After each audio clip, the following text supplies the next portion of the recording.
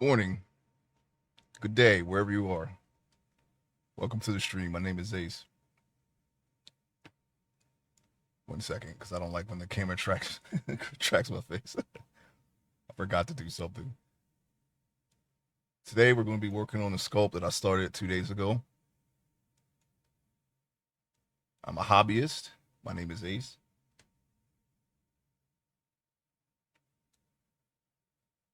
Working on a webcomic. I'm doing sculpts of my OCs. Got my Gambit glove on. So we're just going to get right into it. Grab my keyboard real quick. I learned how to do this on ZBrush. It's slightly different for Blender. So I'm still working things out and getting used to it. Pretty much gave myself a quick once over in this program. Like I said, it's slightly different, and there's less. I would say maybe you can't do you can't work with as much polygons in Blender as you can with ZBrush, but it's okay. I think that's very helpful. You don't want to go too far. In case if there's any reason somehow if I can sharpen my skills in 3D sculpting and use these meshes for anything else, like a video game or something. I don't know. Um, the count here, it's good to have this as low as possible so uh, you know what to work with as far as optimization and whatnot. I think for now, I want to I want to practice animation in this program. This is the first character that appears in the story. I'm doing him by order of appearance. He is a soldier type in the 1970s. That's when the story starts. And it takes place over the course of 25 years or so. I'm still editing it. I don't think the time period as far as how far into from 1972 where the story starts goes. I have to double check that. I don't think it would affect too much if I shorten that time frame. I have a few time skips, and I'm thinking about uh tweaking the story a little bit and maybe shortening that time frame. Anyway, it's not important though, but um yeah, it's this is the first character that appears. I'm going to try to get the torso done today because I might not be able to stream tomorrow. I have to run some errands during this time tomorrow, and then I won't be free for the rest of the day. But um right now I am planning to return on Friday. Right now I'm looking, it's been 24 hours of course since the last stream. Um I think I mentioned yesterday that I don't know, I have some issues with the ears. I'm still learning and trying to get used to this. This was something I didn't even really get like super perfected in ZBrush either. But I mean, right now it's okay. Like I said, there's like two little small forms back here. Should be a bump here and maybe like a bump under there, but I may need to remesh. I'm gonna circle back to the ears later. The only thing that concerns me right now is this part of the face. I think it's a little too pronounced, and I want to kind of smooth it out. But I dug out the eye holes. I'm gonna put the eyes in today, and then do a couple more last minute tweaks before I start working lower on the chest. So we're gonna do it. Okay. Let's see. I think I'm going to use the scrape brush. I'm gonna try to flatten it a little bit.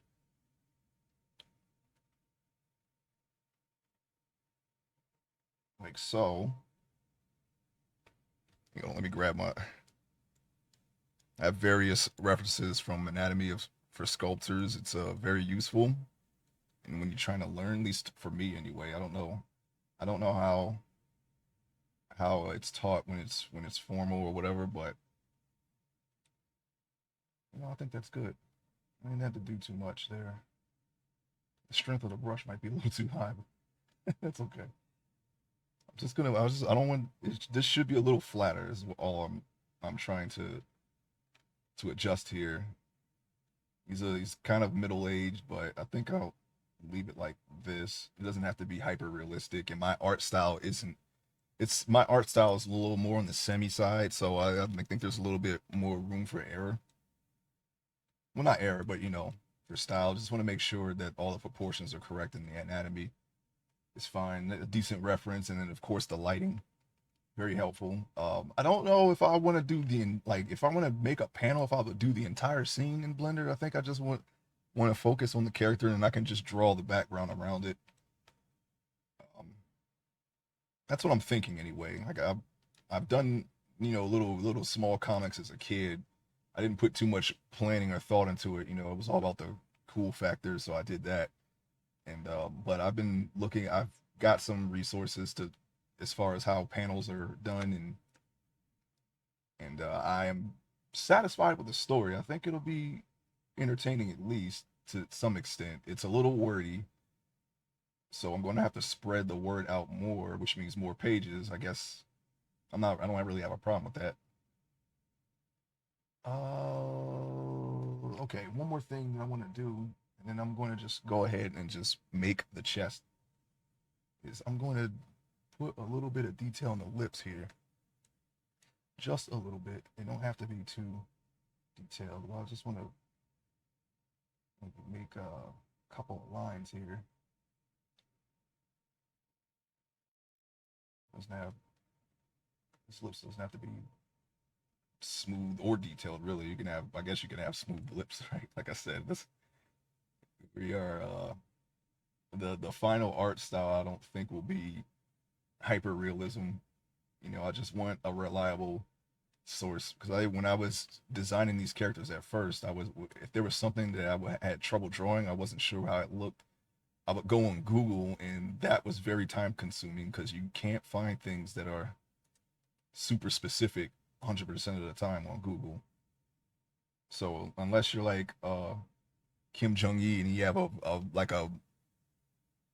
intimate knowledge of a lot of things memorized, because he didn't. I guess he didn't. He didn't use physical reference.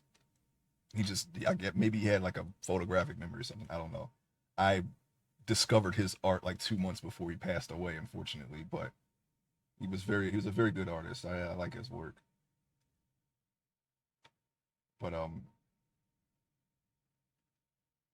but for me, without reference, I feel like my art is a little too varied, for a web comic, and I don't want it to progress and the art look completely different in a very short amount of time. Over time is fine. Over like maybe years or whatever, if I can get it that far, it's fine. I have it written already, so all I have to do is draw it.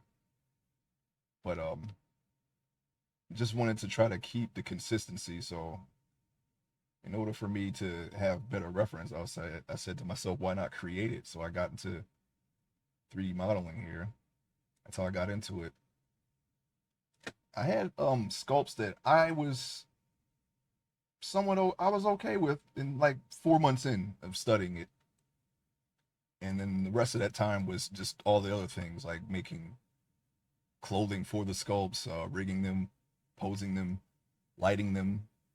It took about like a year and a half for me to get a decent thing down, just practicing here and there, and of course some other things in between. I'm sure I could have done it sooner. I think this is okay. You know what I'm gonna do? I think I'm. Oh yeah, I gotta get the eyes. Or I can't move down to the torso yet. So yeah, I think. I think this is. I enjoyed doing this.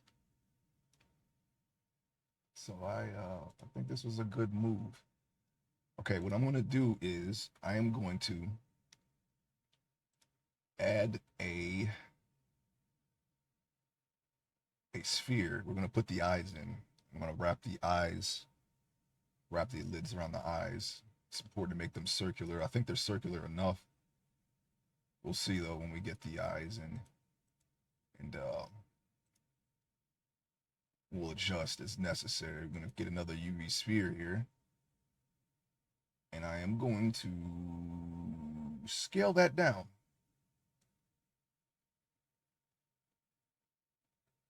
I think that's a decent size for it because generally about two. Like you want like enough room for three eyes. So far, I think the proportions are okay. The one, two, and then three in the center. Sometimes 2.5 eyes if you have like a wide set eyes. If your character or whatever you're doing as wide set eyes, then you can go probably 2.5. I don't think it's any further apart than that. But I am not an expert. It's just some of the things that I have picked up on while studying this. Okay, that's not in the right position. Let's get it on in there. Move it forward.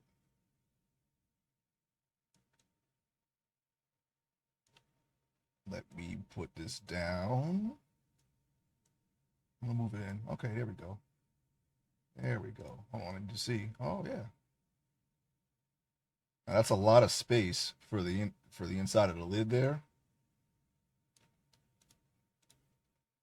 Let me try to move this forward a little bit more. But the good thing about it is, the good thing about it is that it's flat. I guess we can push that in. You want to keep that flat because when you're doing a low poly mesh, you want to keep the features of this. You want to keep as much detail as possible. I want to put polygons here for when I'm doing a low detail mesh. That way we can pose it and well, I mean, I guess for this is fine. I don't think there's going to be any physics on this character, but yeah, you want to well, and we're going to be doing in Eevee too instead of cycles, so I guess it's a kind of a moot point to say anything more. It doesn't really matter. Okay, adjust this a little bit. Yeah, I'll just push those back. I'm gonna push that back a little bit. Okay. All right.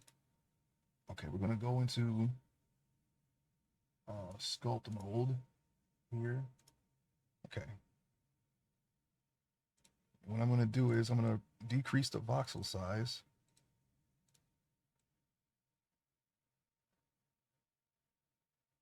So it's not too polygonal. Since it's just the eye, we're just gonna paint on the eye when that time comes. And then we'll smooth it out so you don't see the polygons.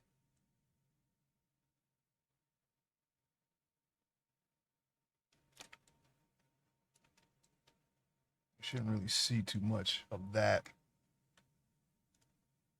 Okay. Now I'm going to adjust the lids. See, we got a little problem there, but we'll get to that. Might be. Oh wait, hold on. I gotta get to object mode and I gotta select the mesh and then back in sculpt mode. There's hotkeys for that. I just don't. I don't always use the hotkeys. I just use whatever is convenient at the time. If I'm already holding the mouse, then I'll just use the mouse, which is what I was doing. But there's a lot of hotkeys, and it's very useful to learn them. Just sometimes I'm so used to using the mouse. I didn't like I'm this is I'm just now using the stylus on and my tablet. This is a fairly new tablet. When I learned on a mouse, so it's more natural to me to use the mouse sometimes. Okay, so what I'm going to do is I'm going to push this back. There's a little bit. Now that we're closer, I can see that there's probably too much room in the eyes there, and I can't go any further. I would have to stretch out the eyes, but then I would just have the same problem. So what I'm going to do is I'm going to pull them back. I'm going to adjust them, pull them back in the eyes. Let me see. Nope, I'm not going to worry about spray paint. Let's just get them in the right position first, and then we'll adjust them later.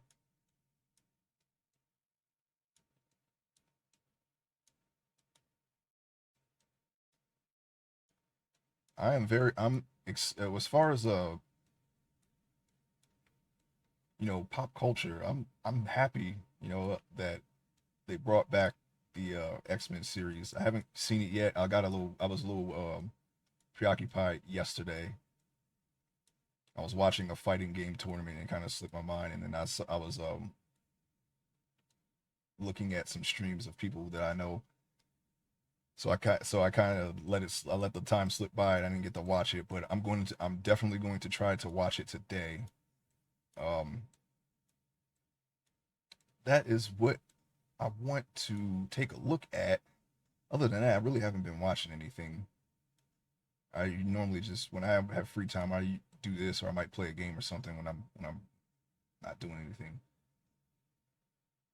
Um, but yeah, I want to see what they did. There's a lot of people who enjoy it so far, and I want to see what they did. It was something that I always wanted them to do as a kid. I didn't get into X-Men Evolution and the simple, and it was nothing against the series. It wasn't the old X-Men cartoon. That was the only reason why I didn't watch that show. But I heard that was good too. I had to watch that at some point. I grew up watching and playing games and reading the comics of X-Men, so it was very it's something that is very like much a part of and of course it influenced my art.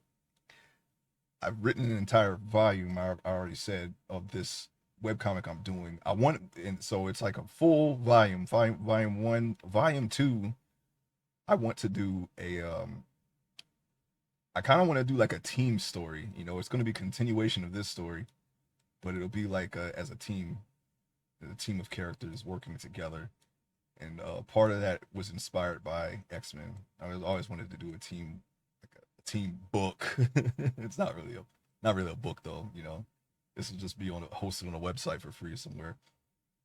I'm just doing this for fun. But yeah, it was very influential, and I wanted to wanted to do something similar. So that'll be the tentative plan for volume two.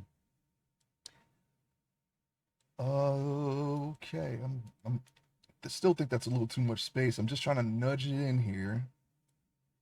I'm trying to nudge it in so that it's not so much lid, because this will be pink, right?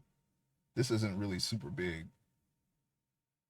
so I don't want to have too much space there. Even though it really doesn't matter. Like I said, if I use this as a reference, I can just correct it with my own hand when I'm drawing it. But I want to make the reference as accurate as I can within my skill level. We'll worry about tweaking it and smoothing it out later. I think this right here is needs to be scraped back a little bit. I'm gonna try to get in there. Okay, I'm gonna try to get in there and get it. See if I can do it. Uh, don't want this to like the inside of the eye. Well, I didn't dig it out far enough to stick out. See how it looks over here, and like someone kind of gouged his eye a little bit. It's a little violent. That's what it kind of looks like. Not that I've seen that. I don't know. It's just I think there was some movie or something. They just have the lid there with no eye in it. But I don't know. Anyway, I'm trying to see the side view. Look at the side view here. Besides it being a little, I can fix that once I when I tweak it. I'm just gonna keep tweaking the same areas, throughout the sculpt. I don't want to spend too much time on the eye. I think I've spent enough time already. I just want to make sure it's good, and then can do the other eye. Well, actually, you don't have to do anything on the other side. Or I can just mirror this eye on the other side, and the other side is done. So that's the good thing about these modern day programs and technology. You don't have to do it. If I was doing this like in clay, yeah, I would have to do the other side, but nope, don't have to do that here. I don't mind it. I always, before I started this, I always wondered how sculpting was. I guess this is my speed. I don't know if I have an interest in doing actual clay, but I'm open to it. I'm open to learning anything out of my comfort zone. Okay, I'm gonna smooth. You want to make those corners, but since they're so bumpy, or you want to make this edge sharper, but since it's so bumpy, I want to smooth it out and then I'll just redo it. I just want to make sure that these are flat because we're going to put polygons there. And yeah, I got some old X-Men comics digitally. I've been reading them from the beginning, which is like I think it was 1963 they first come out. I gotta say, yeah, the first run was very milk toast, but when it came back in the 70s, and it started becoming the X-Men that that I got into. I think I'm in 1975 right now. I got a long way to go, but I've heard some storylines. I've heard about some storylines they've been doing recently. They were pretty good. It's tempting to jump ahead and just see, but I wanted I wanted to I wanted to see the entire run. I wanted to see the evolution, pun intended, of X Men. I guess that's okay. Like I said, we can just come back to it later. Tell you what I will do though. I'm going to sharpen these edges.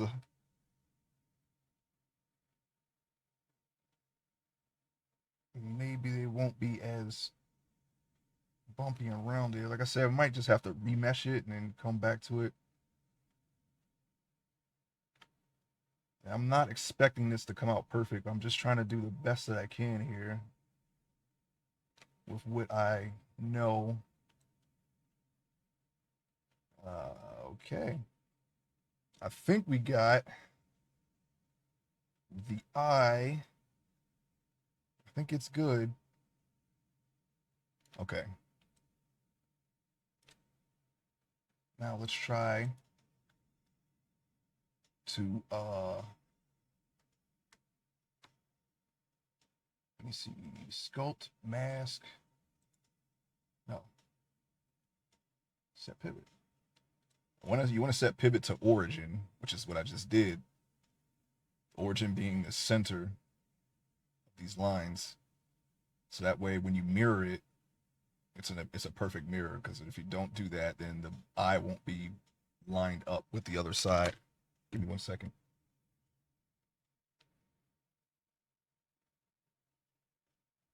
Okay, so that's what I just did. Now I'm going to add a modifier. But before I do that, gotta go into object mode and select the eye. You know what? I'm just gonna call it eyes because it will be plural when we're done with it. Okay. What do we got here? What do we got? What do we got? Okay. Modifiers. Add modifier. I'm gonna generate a mirror. Where is it? I don't see it.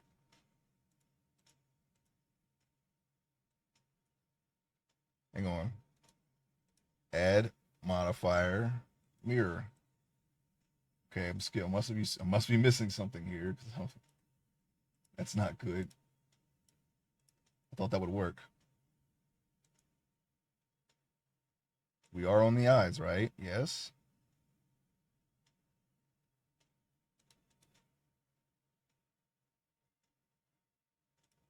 Mirror object eyes.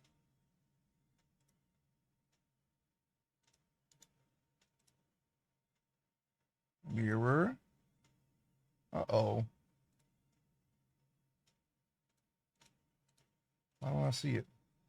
Give me 1 second. Gotta work something out here. Hey, 99. It's no problem. Thanks for coming. Welcome to the stream. Oh yeah, hold on. There's something that hang on.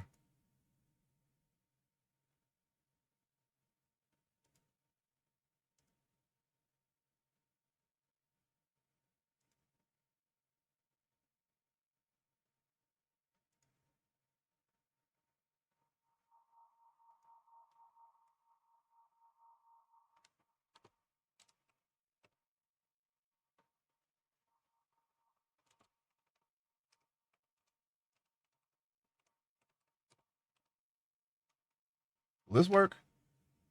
Okay. All right. I'm trying to work out here what I'm doing wrong.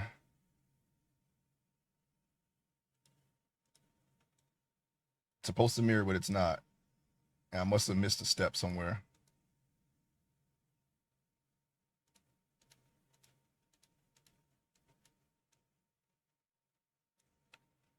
Only problem is I don't see the mirror.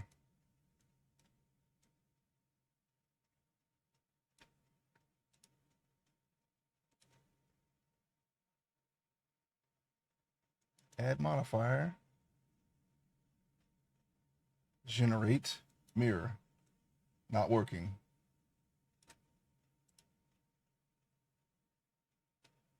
Okay, so what I'm going to do, because this is weird. I know I'm forgetting something. I don't want to look it up yet.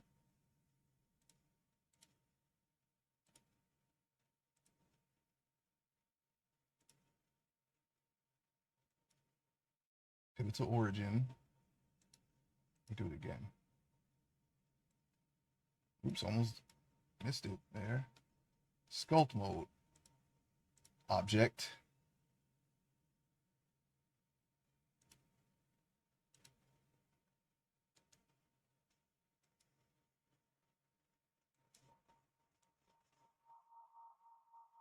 Like, I don't even see it. What? Is it even here? No? Okay, hold on. I may have to look this up.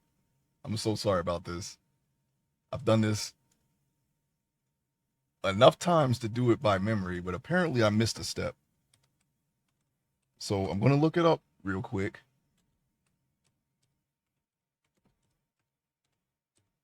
I'm not sure what I'm doing wrong here.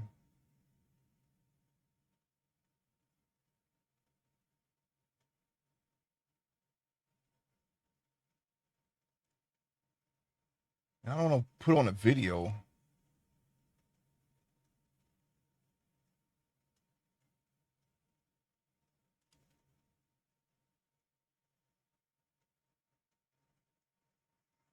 Okay.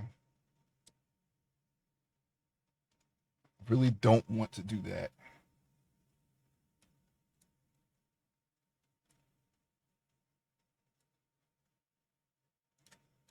Try it again.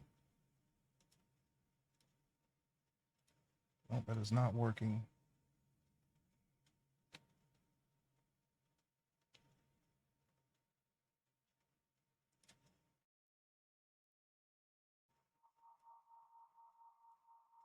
Oops, so Control M.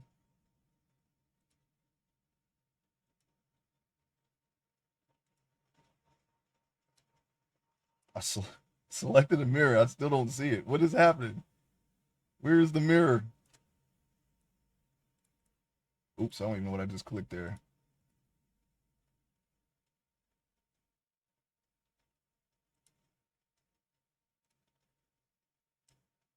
Okay, we're going to worry about that later. I'm going to move on and I'll just work that out. It's a simple mirror. You're literally just copying it.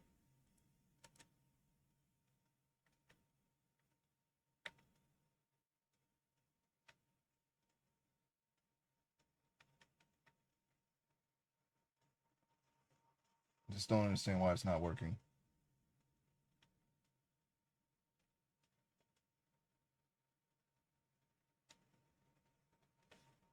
I'm Control Z. I'm going to move backwards here because I want to make sure that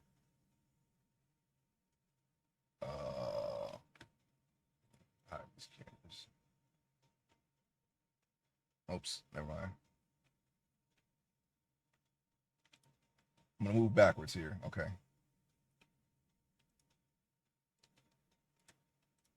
I'm going to rename them. Rename the eyes again. And I'll work that out off stream. You're literally missing nothing here. It's just going to mirror the eye to the other. So what I'm going to do now is I'm going to just go onto the body. And I'll figure that out later. Just so I'm not sitting here trying to figure something out here for the rest of the stream. I don't want to do that. All right, UV sphere. Now what I'm gonna do is I'm gonna move this down. I'm sure it's something simple too. It's probably like a little, just a little small step that I forgot. That I completely forgot about. Oh wait, hold on. Before I go, let me I took notes on my own workflow just in case that something like this would happen.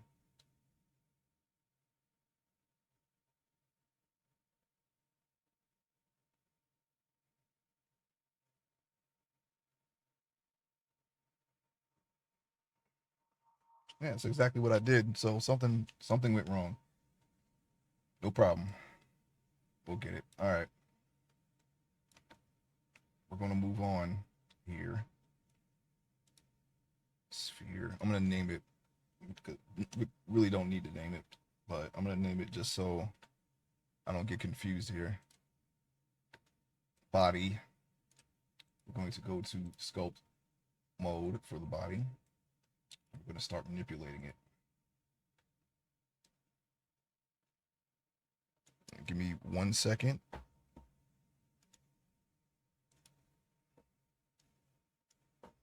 Should I say give me like 10 seconds?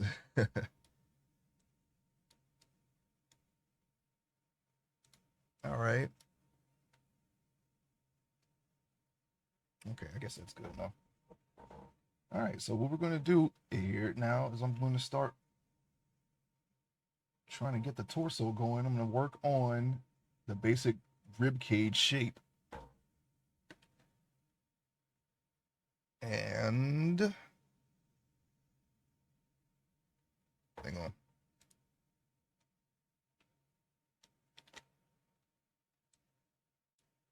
That's what we're going to do. All right, so just push this in. I'm sorry, not push this in, but pull this out.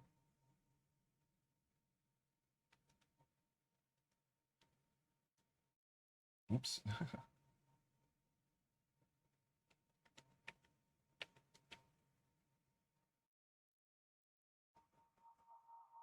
Oh, I wonder if that's what I did wrong. Hold on, let me try one more time. I didn't have the mirror selection.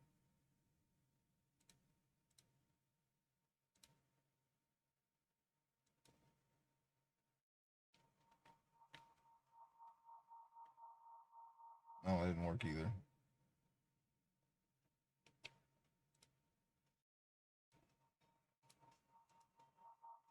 Okay. All right, I'll work that out off camera then. I decided to try one more time. All right, let's see. Go. Oh, wait, hold on. Okay, yeah, sculpt. I wanted to make sure I wasn't on eyes. Sculpt. All right, back to the rib cage.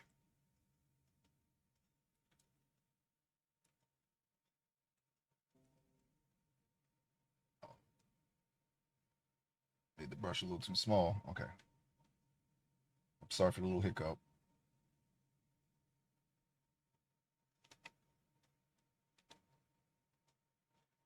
Okay, I'm gonna smooth this out and get rid of this grid shape. And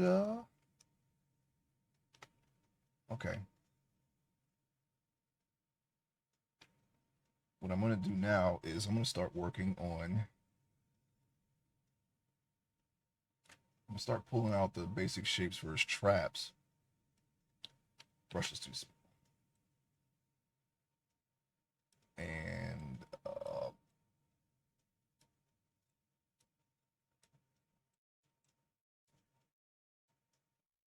so that way I can get his clavicle.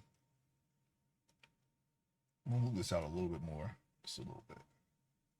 I don't really have to, but I'm going to do it. I feel like I should. I'll make him have a little wider shoulders than usual.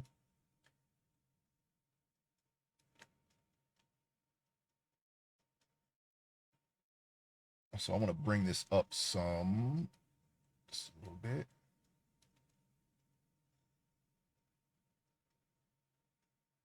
Okay. Now let's get to that clavicle. And that's like a little bent shape. It's like a little S curve.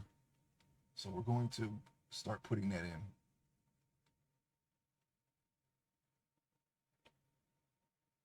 Wait, let me get this. Let me get the sternum. Do the sternum first. Let's see, it's about right here.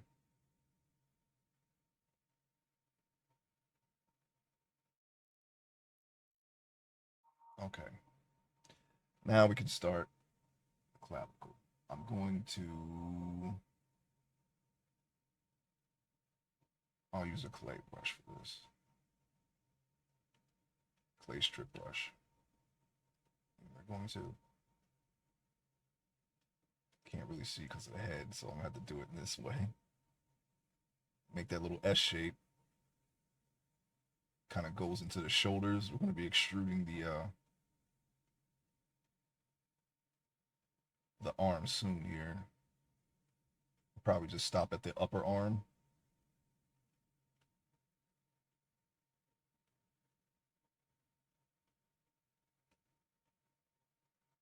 Put a little bit more there.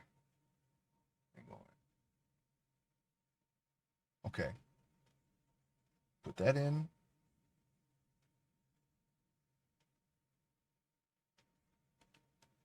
Trying to work out the shape here. Okay. Now we can, I guess we can add some of the chest muscles too.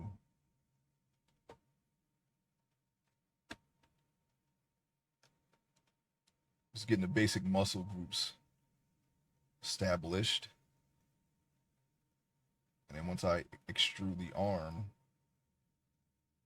then we can work out the rest of the shape of the. Oops, I hit the thing. I hate doing that. My hand always hits the space bar for some reason. I know, actually, I know the reason because I'm usually holding Alt down, and sometimes my hand slips, my thumb slips, and I hit space bar. That's no big deal. Just stop it. There's no animation, so it's not gonna really do anything. Okay, got that down.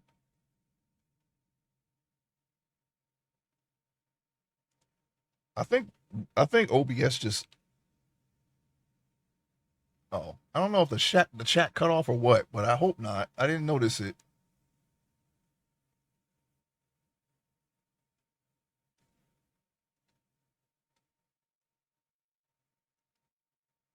Hang on.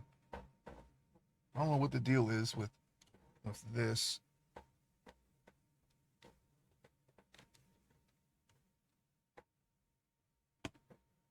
Hang on a second. I need to make sure that my stream didn't cut off. It's been happening yesterday. It says I'm live.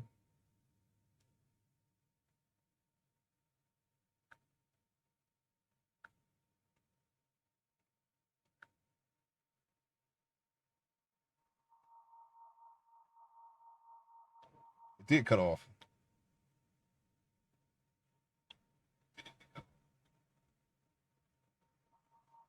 Hang on.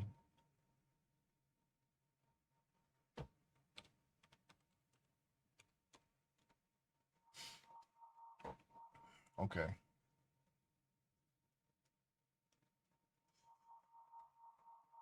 Sorry about that. I don't know what's going on here. This didn't happen until yesterday. Not sure why it's happening, but well. Just gotta roll with it, I guess. So, anyways, okay, chest muscles. You see here.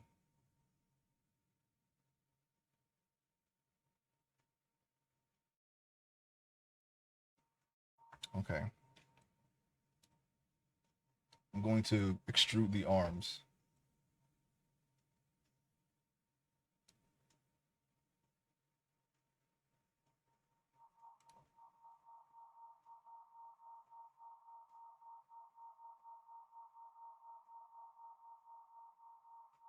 Control M. Wait, hold on. Control M. Not Control M. Control I. Oops. All right. Let me see.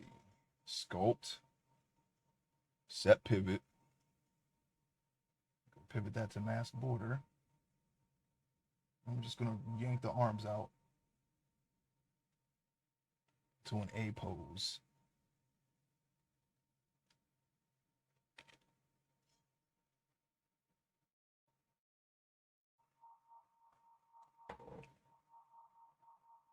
It's got a little flipper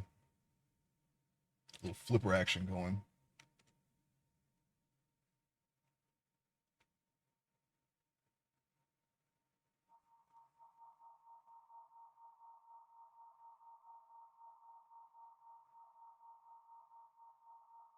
Okay.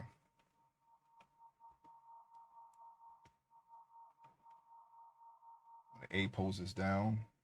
Oh wait, no. Let me go back just a little bit. Okay. I'm just gonna do that again.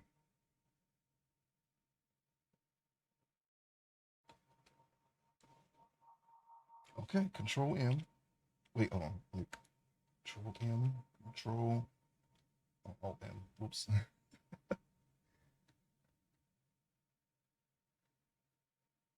All right. Now we're going to start building out the shoulders.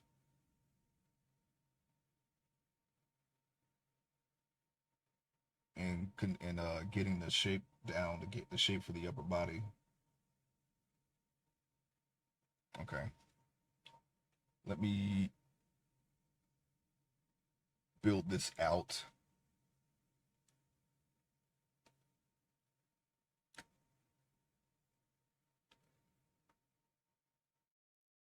Build his arms out a little bit so they're not flippery. Then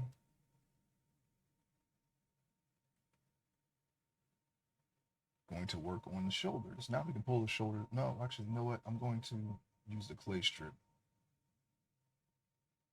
Okay. Give me a second. I want to see the shape of the shoulders. I know the shape, but I want to see it. Okay. Oh wait, I'm gonna have to remesh this.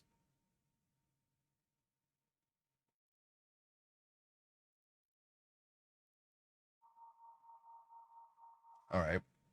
Remesh. This is the body, right? Okay. All right, now we can go.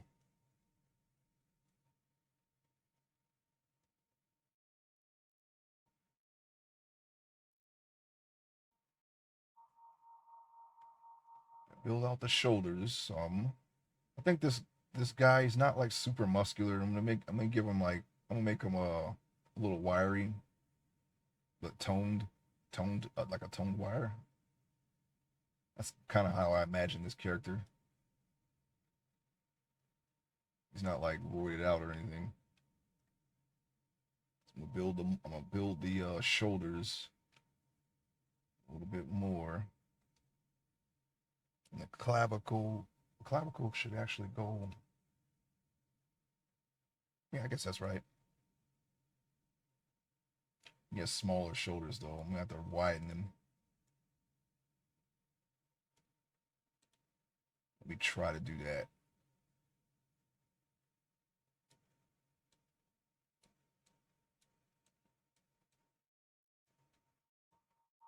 Okay. Think trying to get the shoulder width right here.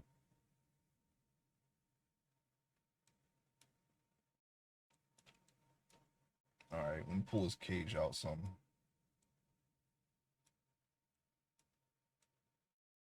Just yank that down a little bit.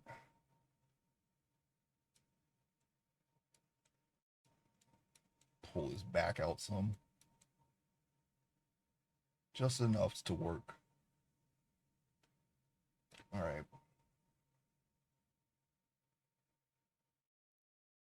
All right, so yeah, I'm going to start working on his traps a little bit. That's where I was at, but then I wanted to increase the little work area here. I think. Wait, hold on. Let me see his. Okay, we'll pull this out.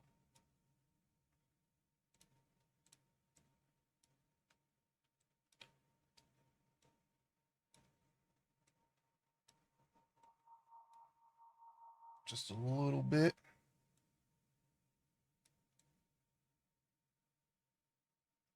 Okay. Now, what I want to do, we're going to stay on the upper area for a little bit.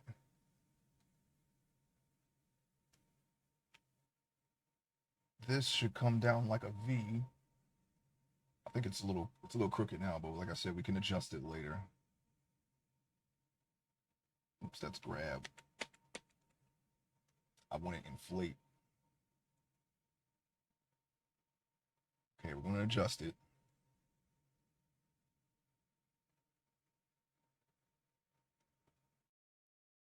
And then,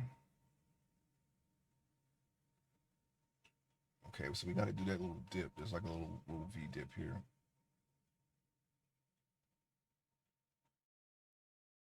Like I said, we're going to adjust all that later. See, as you can see, it's a little bit. Actually, you know what? I think we can. Let me see. Sphere is in head. Might be able to adjust it now. So I think I'm going to do that. Just going to adjust it.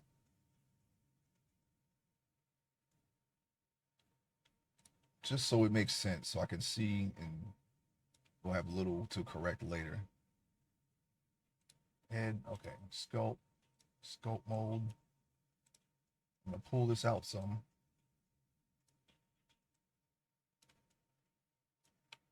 Brush is too small. We don't want to do that. I want to make little knobs on his neck there. Just want to make it so that it's more like a V, like it should be. Pull this out a little bit. Okay.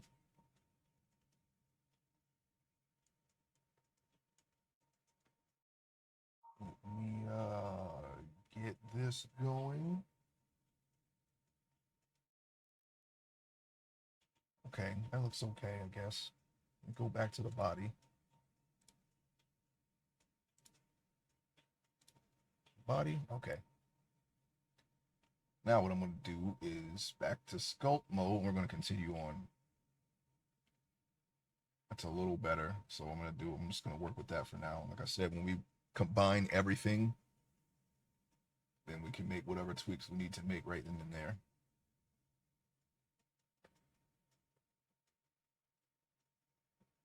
All right, it's like a little dip here. Right, so I'm going to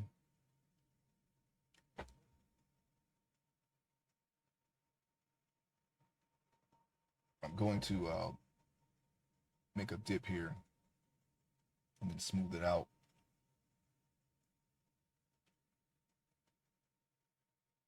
That's a little too far. We don't want to make it too bad. Now I'm gonna smooth it out. Okay, that looks okay. Just a good starting point. Just getting the basic shapes going, and then we can make adjustments later.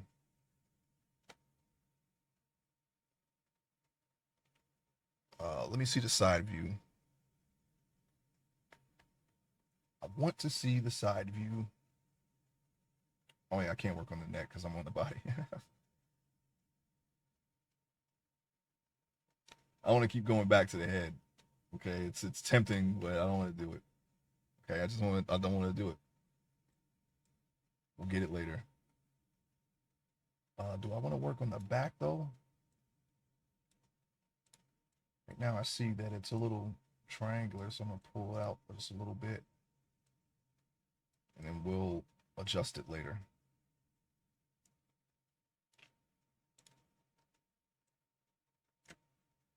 Right now he's quite skinny. Add a little bit more bulk to his chest.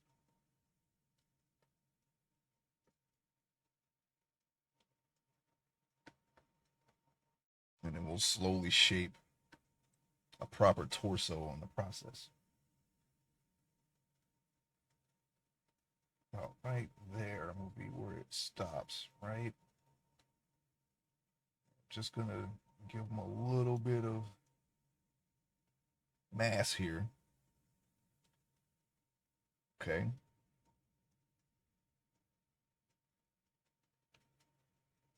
Get his shoulders a little bit more.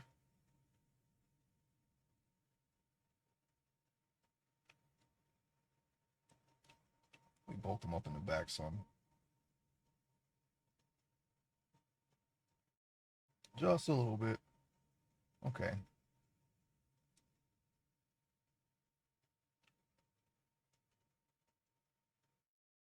We'll get them later. All right, now for the back. See.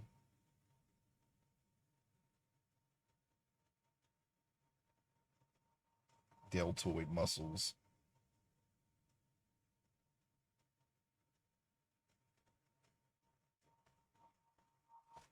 I want more torso now.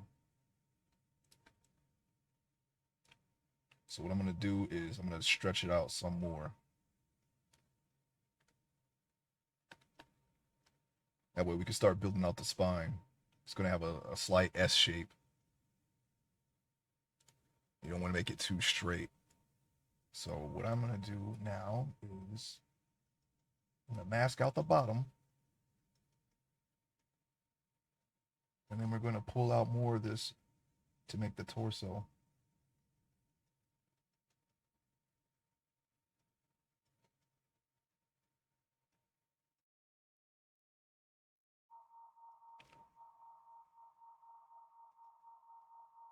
Okay.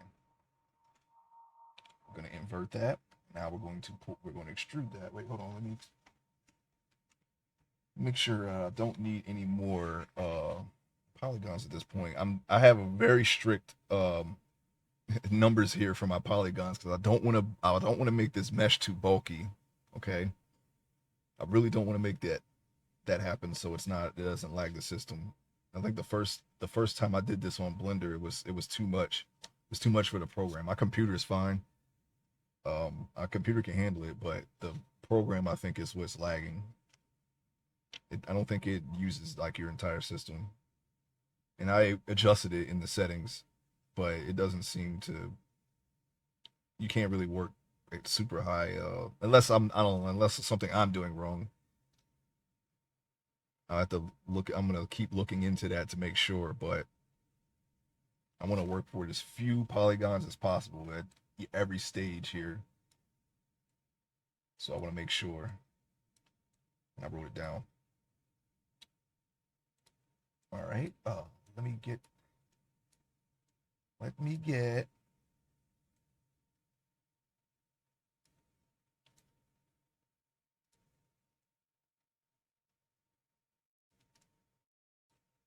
get the midsection out. I want to make sure it's the proper length here.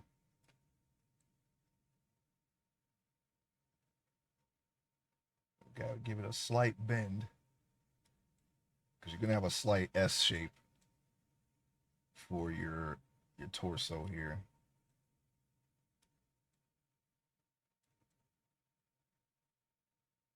Okay, let me take the mask off. All right, we're gonna bulk up the rib cage a little bit more here. Okay, I can already see a problem. I put the chest muscles up too low or down too low, so we're gonna push that up. We're gonna push up the chest muscles just a little bit. It's okay, it's easy to fix. And then we're going to I'm gonna shape the rib. Oh wait, hold on. I gotta get the radius down. Okay, we're gonna shape the rib cage out a little bit more.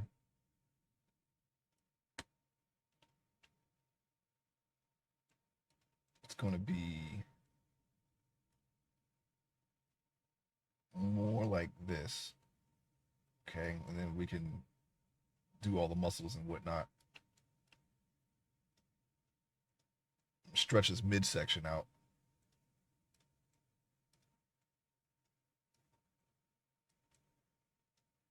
Okay. I think that should be good enough. Maybe it's maybe in the back we can pull out some more. Let's try that.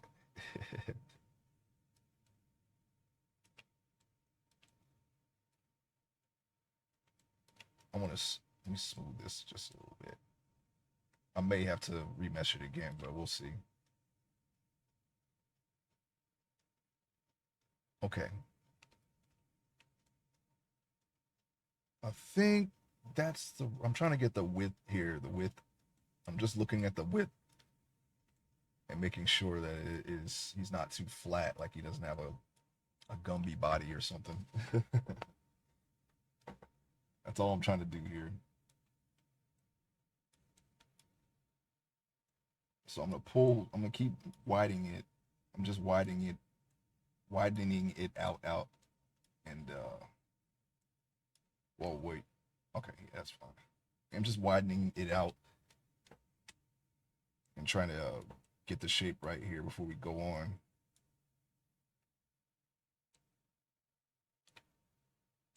Let me pull out this midsection a little bit.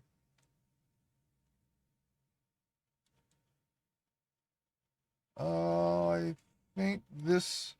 I think this is okay. Working on it just a little bit more. Pull it out a little bit more. Just want to make sure we got it. Not to beef up his arms too. Now, since we're getting a decent shape here for his rib cage, his arms look a little too skinny. So, oh, you know what? I'm gonna get the rib cage out a little bit more. Just a little bit. Okay.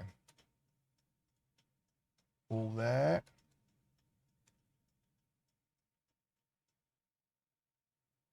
Okay.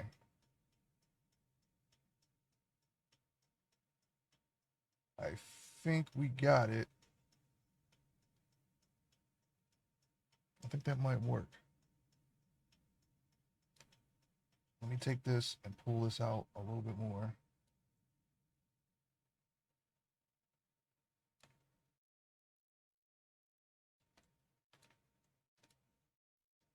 Just slowly getting the shape of his torso here. And then I'm going to go back to the arms. Get the midsection. Maybe pull that out some, just a little bit. A little bit of that. Okay. I think we're good. I think we got it. Let's see here.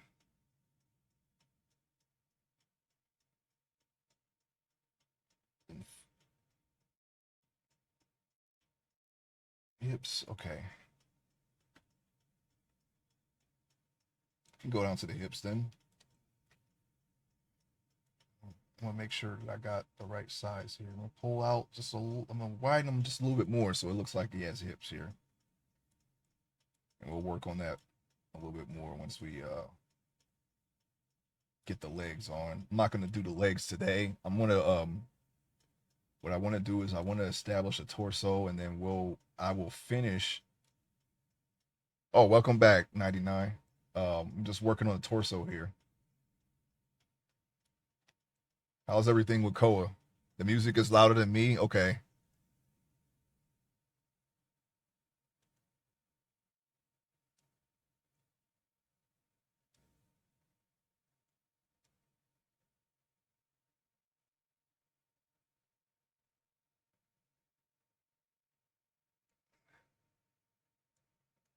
How was that? Sorry, I keep adjusting the sound because I feel like my voice is too loud. When I was looking at some of the VODs, and I keep tweaking the sound. How's that now? Luckily, I remember the the original numbers that I had it at. How's the sound now?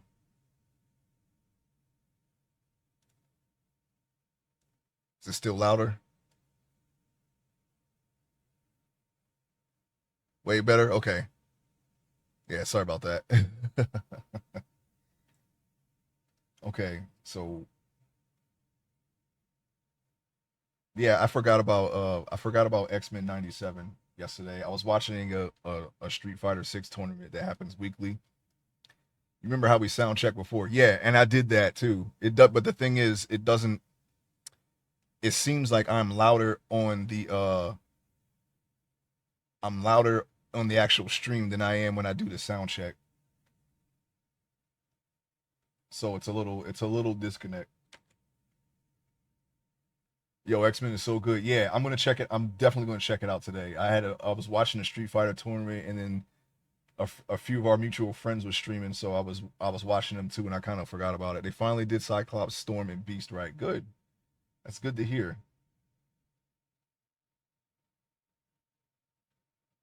Yeah, I was saying earlier that I was glad that they brought that back because that was something that I always wanted them to do. I was expecting X-Men Evolution to be the continuation without having seen anything on it, and then I was a little disappointed that it wasn't. It was a whole new series, so I didn't really get into it for that reason. But I heard many years later that it was actually pretty good, so I might check that out one day too.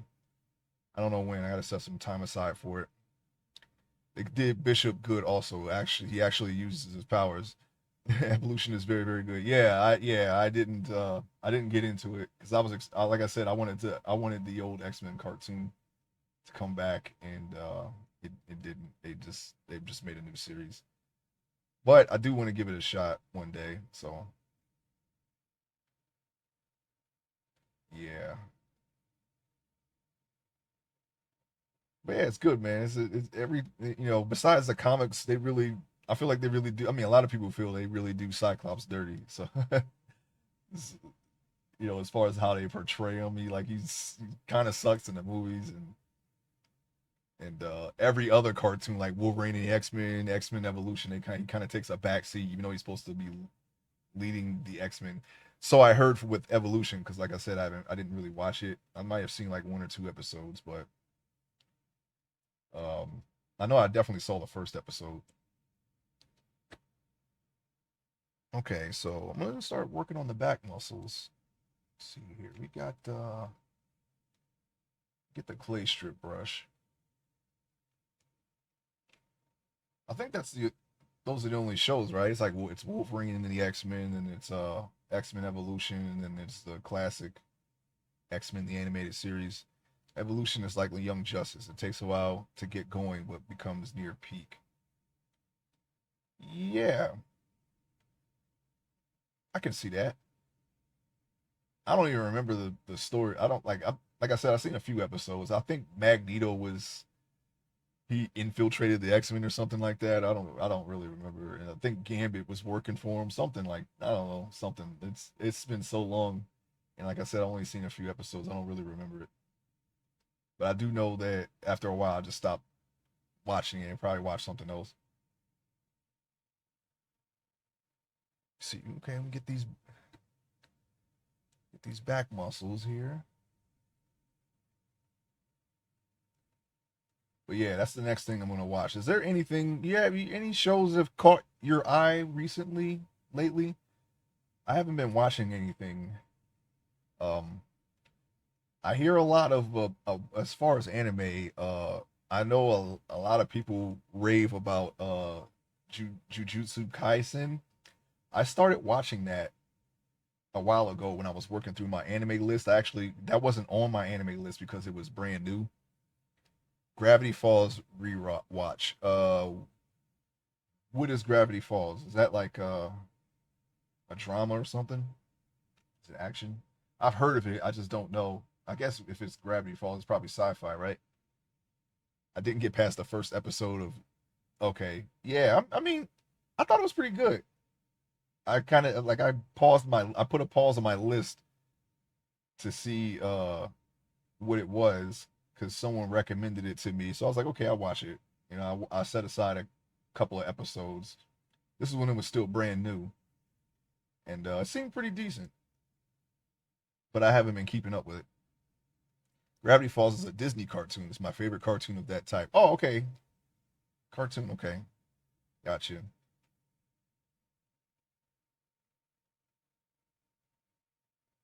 So what is it? Sci-fi? Is it like space stuff, or it's a ton of mystery with ARG elements? Do you mean ARPG? I don't know what ARG is.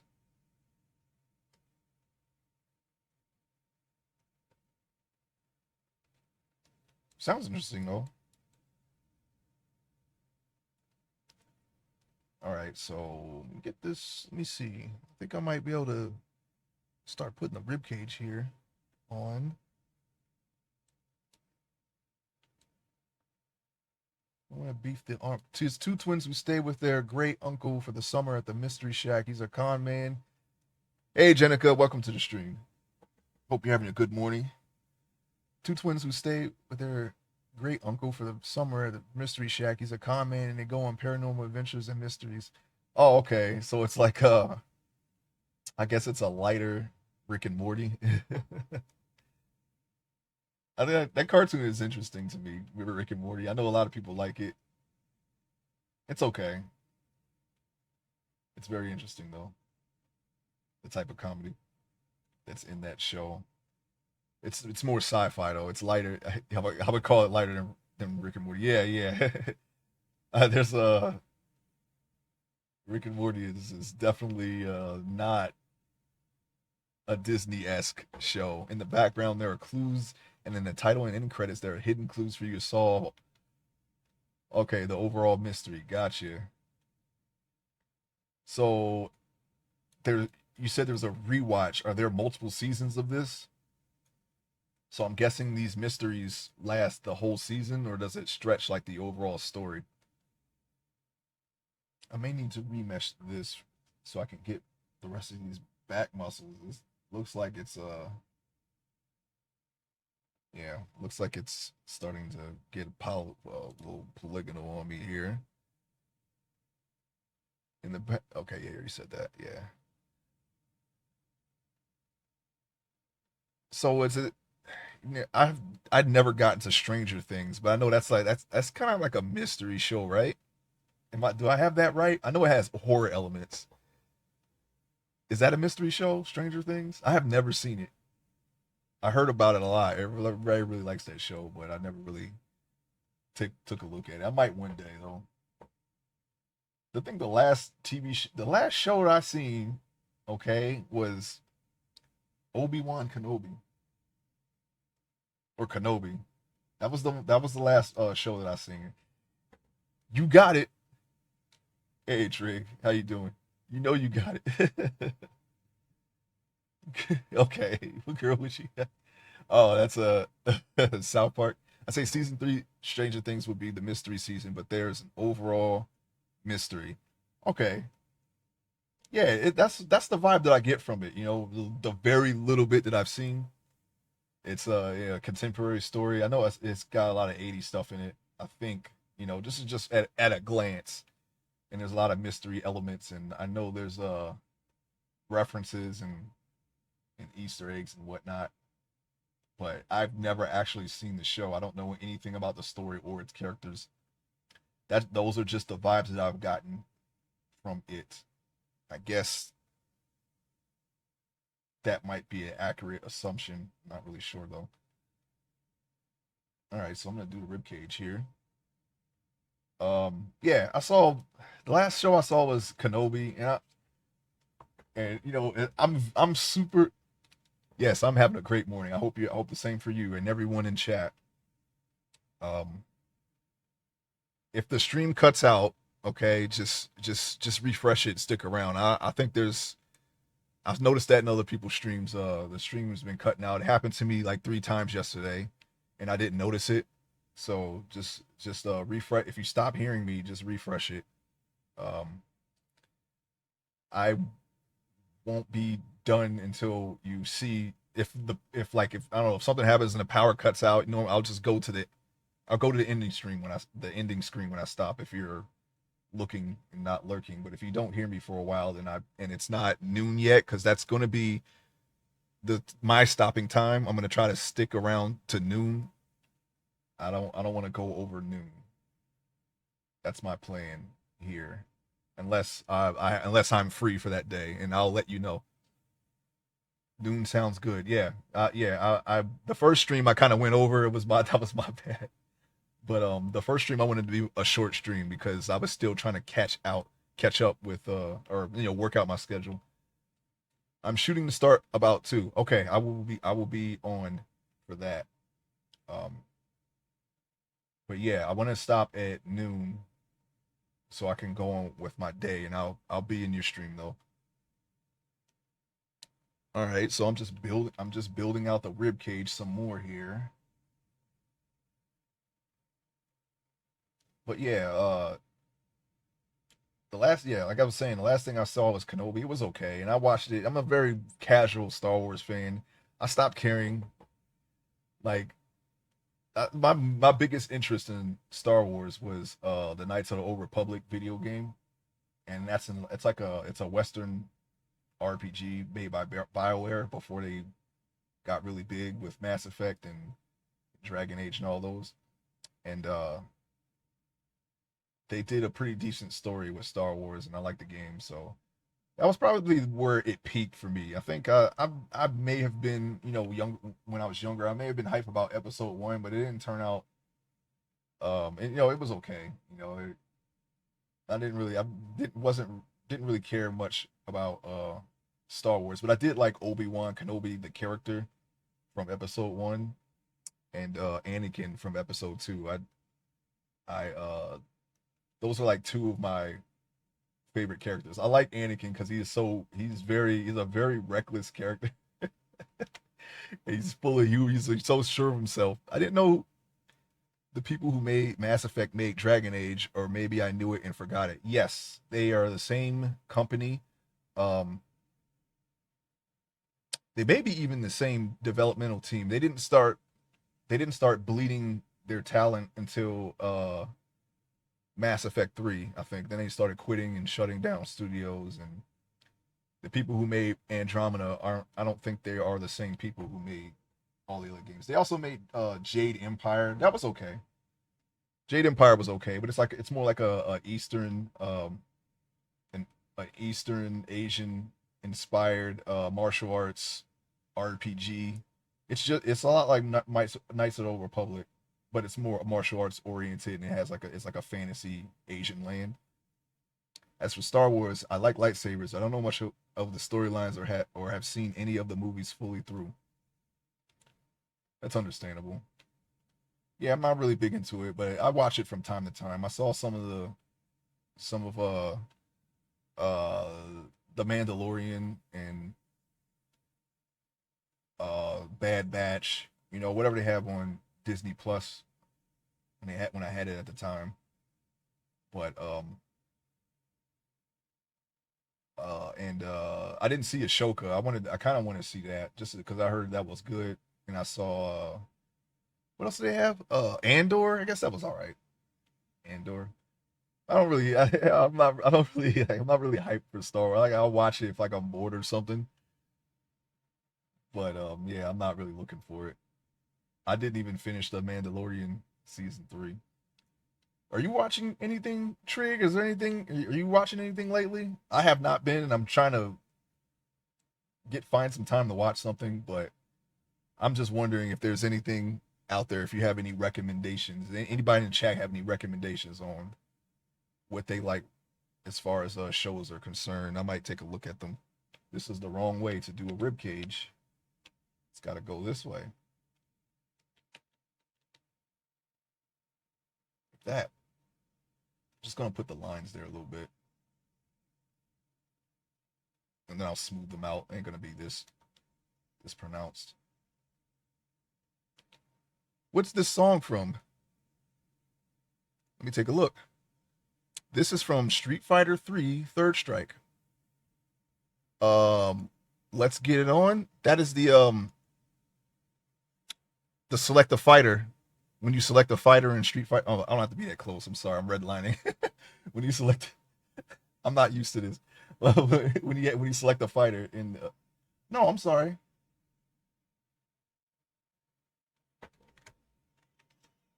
Yeah, that's when you select the fighter.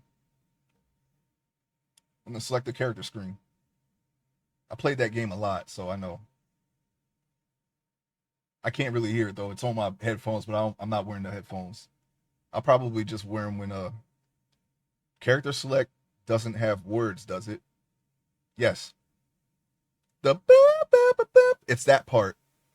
And then when you're being moved to the next stage of where you're gonna fight, it plays the first part.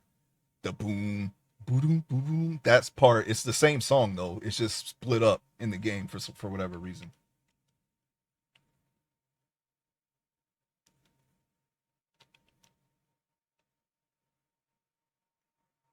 All right. Let me see here. I want to smooth that out a little bit more. I don't want them to be too pronounced. Okay, I'm gonna work on the muscles underneath the arm here, kind of attached to the back of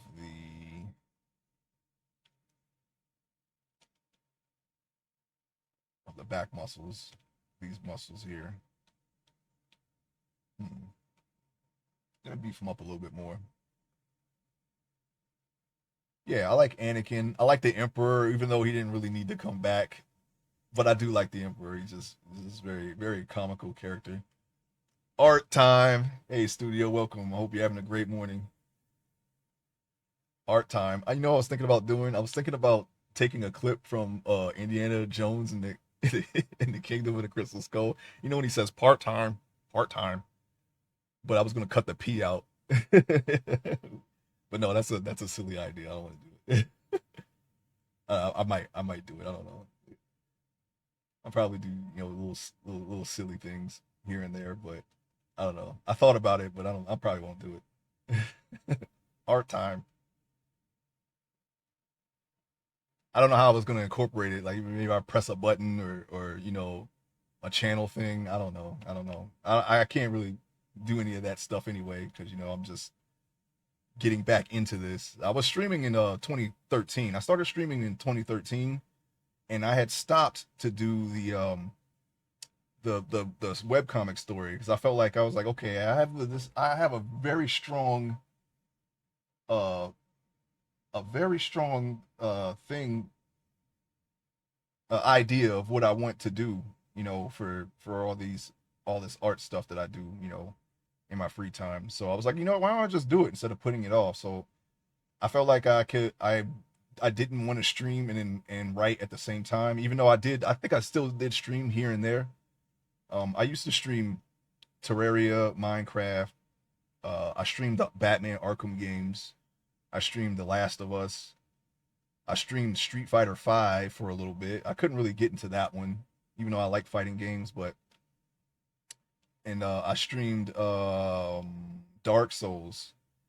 I didn't really put a lot of effort into streaming into those days. Like most of the time, I didn't even speak. I didn't say anything. I didn't speak. I didn't have a camera or anything. I just turned on the stream and just played whatever. But people were interacting with me in the chat, so they kind of made me put on my headset, just so I could talk back to them instead of typing. Sometimes I would do that. Sometimes I just didn't care. And I put it on. People still watch though, so that was interesting. People will watch me play Batman.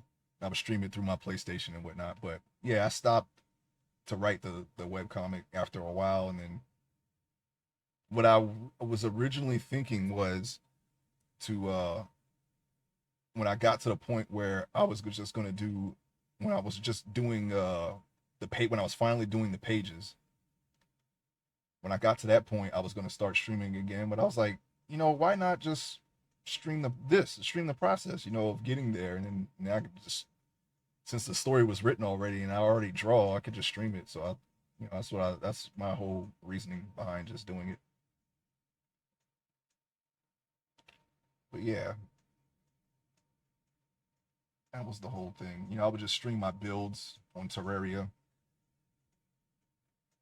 my unintentionally dangerous builds. I had this idea for it was a castle, but it had running water flowing through it at all times. But the way it works in that game is when water flows, it actually increases. Oh, Snappy evolved. Hey, realness. Yeah, he's evolving. He's slowly growing a body.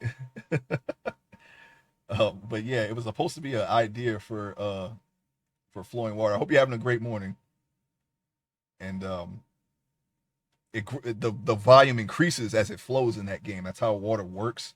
So from it being like an aqueduct and fountains and pipes of water always flowing, it kept growing and growing. Instead of having areas that have flowing water, the water was flooded. And I had someone test it, and they couldn't make it through the castle because they would drown. And that reasoning behind that was because I had built it in a merman suit, which makes you immune to drowning. That was an oops. But yeah, I think I had streamed that. I might even still have that video, like that VOD saved for that. I'm just looking at the muscles underneath the arm here. I need to see. Oh, right. Okay, so I'm gonna dip this in a little bit.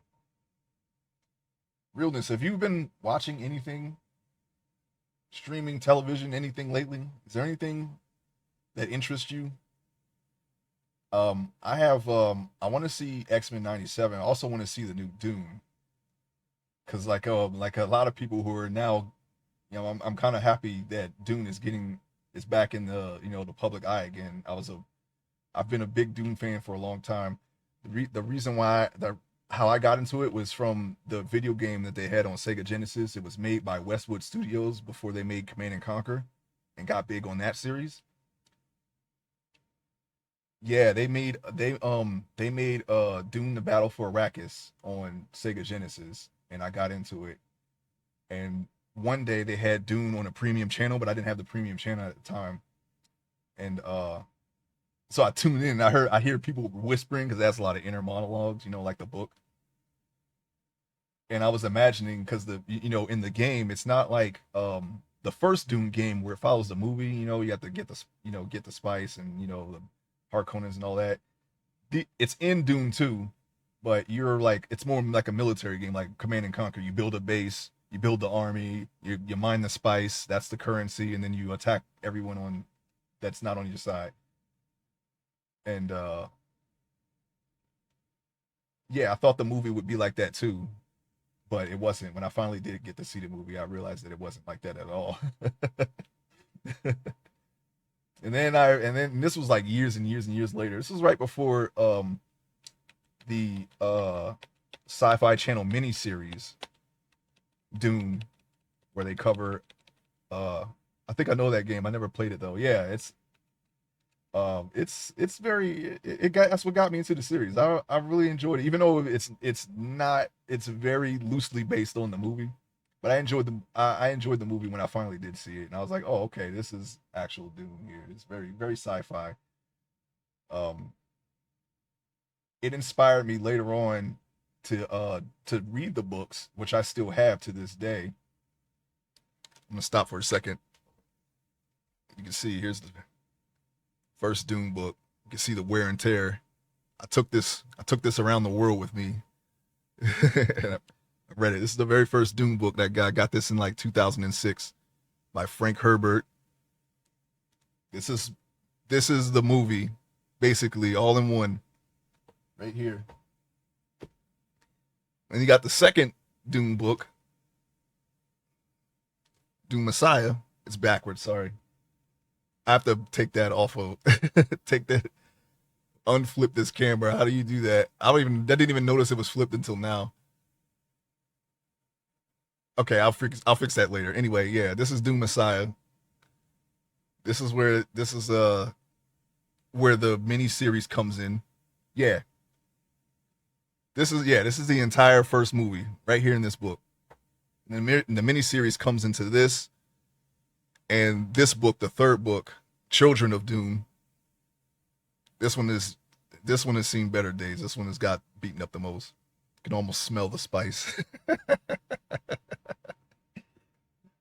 The mini series is these three books together on the Sci-Fi Channel. Okay, Frank Herbert's wife helped him edit the books, but she was dying of cancer. Eventually, she did die. So then he got the remaining three. This is where the story gets a little weird. Okay, it's God Emperor of Dune here. You can see there's a man who's part sandworm. See that? This guy becomes a ruler. It's about him, but it's very weirdly sexual. This is where the story gets kind of weird. So if you do get into the books, I would say read the first three, and then if you don't like this book, then you can probably stop. And it just gets weirder and weirder. Here's Heretics of Dune. And then the last one he wrote before he died in the 80s, Chapter House. Very, very much a departure from what you know as Dune from the movies and the TV shows, but it's there, if you want it. We'll put these somewhere later. But yeah, it's a very interesting series. Sci-fi porno at a point. Yes, that would be starting. Well, it was already kind of weird, when you there's this certain things you shouldn't say to your first if you walk in on a family member that's naked. There shouldn't be musing anything. Okay, I'll just leave it at that. It gets weird. Okay, it gets mad weird. But the sci-fi is still there somewhat. It's a very interesting universe. It's there are no other species other than humans in the story.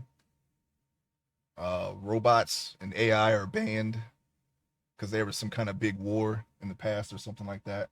Um, his son Brian Herbert and Kevin J. Anderson, another well-known sci-fi writer, they took over the series. But if you really, really, really like Dune and you just can't get enough of that sugar crisp, then maybe you can read those books. I read they did continue this original series that I just showed you, two more books. They tried to complete it. I didn't really wasn't really into them, but the story is complete.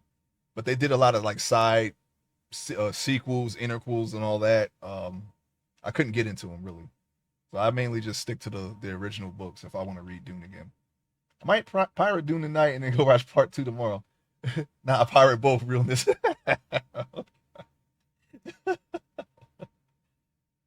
But yeah, I saw the first Dune movie, um, the new one.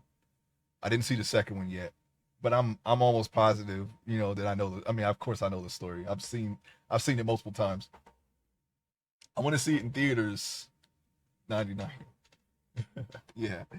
Um, it's I'm pretty sure it doesn't deviate too much from the book. I just take adaptations for what they are. Adaptations. If I want to see the story in its original form, then I'll just read the book. It's not a really big deal for me. But I like Dune enough to where I can enjoy adaptations. I got Fandango gift cards still free to me. Cool. I remember one time I went to the mall and we were seeing I went with some people. We went to see this was in 2011 Total Recall. That was not a remake that anyone needed, okay? You see Total Recall, you see the Arnold one, okay? That is far superior than the Colin Farrell one and Kate Beckinsale and Jessica Biel. Credit to them, they're great, but that movie sucked. They're actually they make actually decent movies. It's just that wasn't one of them. But anyway, the fire alarm went off, and and it stayed on the entire movie. They couldn't shut it off for whatever reason, so we got free tickets for another movie. We never used them though, because we never went back. We never went back to that theater. It was in the mall. I think that theater is shut down. Yeah, I forgot they remade Total Recall. The remake looked super generic. It was super generic. It was. It was very generic. They even, I mean, Paul Verhoeven, he's got his signature movie style. Okay, it's it's not gonna anything following that. It's not gonna be anywhere near what he made. He made Starship Troopers. He made RoboCop, the first one. He made Total Recall. He has that. If he has violence in his movies, it's ultra violent for one. So that's already going to be a departure from what you know. And they remade RoboCop also. I don't even remember it, so I can't even comment on it. But um, I did see it. I just remember that Jackie Earl Haley and Samuel Jackson were in it. That's all I remember about it. I kind of blanked on that movie. Another a movie that didn't really need to be remade, but whatever. I haven't been to the theater in a while. Normally I just wait for it to come out on streaming. Oh, yo, did you see the trailer to Bad Boys 4? did, you, did you see that? It actually looks better than the one they came out with during the pandemic.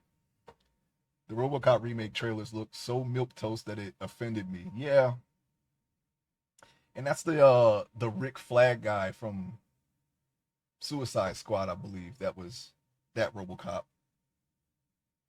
He's the one who's playing RoboCop.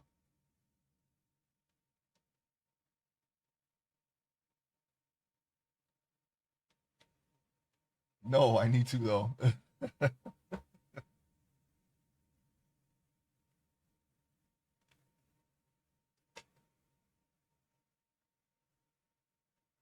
I'm gonna look up the Bad Boys trailer after stream. Yeah, it looks. You know, I like Bad Boys, right? I like all the movies. All right, it's a very good, in my opinion, buddy cop comedy. I would say Rush Hour probably topped it, the first one. Yeah, Bad Boys One proves Michael Bay wasn't always terrible. Yeah, that was back when he had the other guy working with him. I think his name was Don Simpson. I don't know how much he had to do with the movie, but um I think that guy died or whatever. All of Michael Bay's movies in the '90s were superior to what and then he got into this period where he was doing like very similar things throughout all of his movies. But anyway, yeah, Bad Boys 4. The thing I like about Bad Boys is I wasn't really big on Will Smith at the time. I liked Martin Lawrence more, and I thought it was a much better movie when he had more scenes and he had more to do. As time went on, he was doing less and less, and because he had his health issues. He had the stroke, the heat stroke from before Bad Boys 2, and then he had hurt his back before he made Bad Boys 3, so he didn't really do much of anything. But it looks like he is really he they gave him more scenes this time, okay, and he's actually doing stuff, and that's basically what I always wanted, because you don't want Will Smith to do everything, right? You got to give the other guy in the buddy cop team stuff to do. You don't want it to be a buddy cop film, but it's just one guy, right?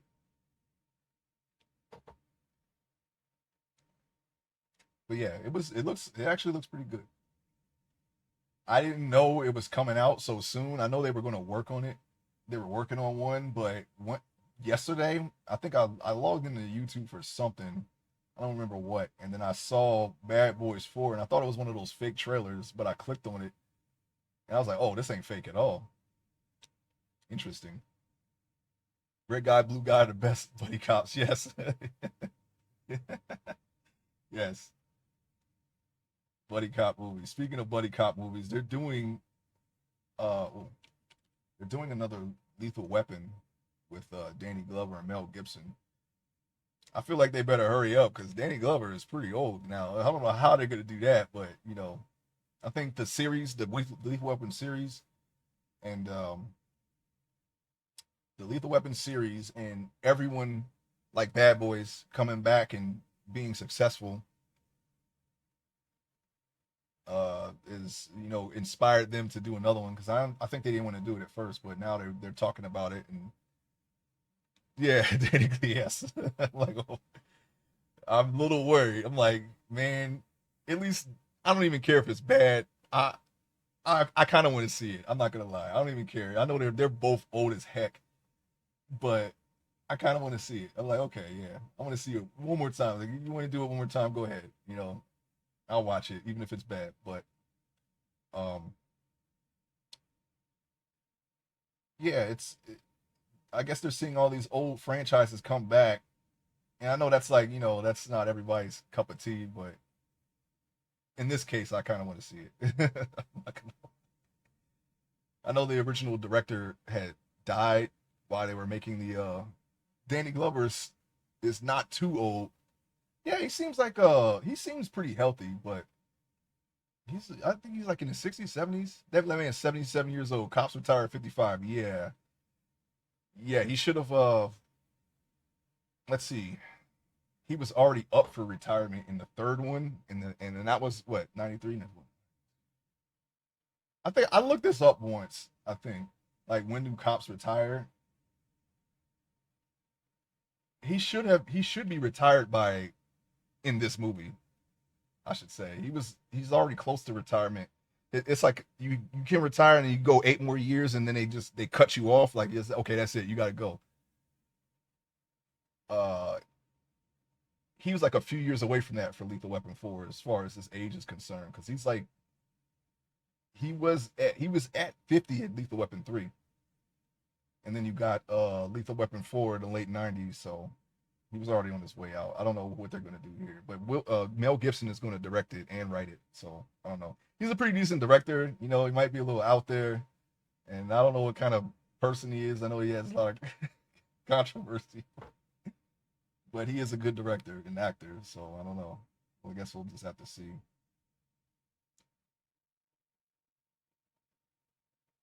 Mel Gibson is a great director. Yes, I agree. I agree. But yeah, and I think, and they're gonna do another Rush Hour too. That one, I'm a little worried about because yeah, it is a shame. It's very much a shame. Jackie Chan is up there too, and he still does all his own stunts, even at that age. I saw a movie once on Netflix where it was him and Pierce Brosnan, and they were in Ireland or something, and there was like IRA stuff involved, and he was still doing that wall stuff, climb up the wall on the side of the house at his age. I'm like, man, you better be careful, Jackie. Oh man, that man has been doing them crazy stunts all of his life. Broke every bone in his body. He's still doing that at his old age. I'm sure they'll find a way to sell it, but I don't know. But yeah, all the buddy cop movies are coming out of the woodwork now. So we're talking about the King Jackie Chan. Yeah, he's very good at what he does. I'll give him that. Very good. Shoot, all those people are all the people that he did movies with, like Sammo Hung, and Jet Li. Just watch Rush Hour movies, and they hold up so good. Yeah, they what say they're pretty timeless. I like the first one the best, but two's pretty good too, and three's all right. I like three. Not all right isn't bad, but not that there's anything wrong with it, but it's like it's more of what they were already doing. I agree. First is the best. Yeah, yeah. When you got something like that, it's going to be hard to top it. get some traps in here. Try to raise his traps a little bit. One and two are classics. Yeah, yeah. I owned two on VHS, and one I had three also. I don't know what happened to it. I think it must be gone or something. But yeah, man, I like all those movies.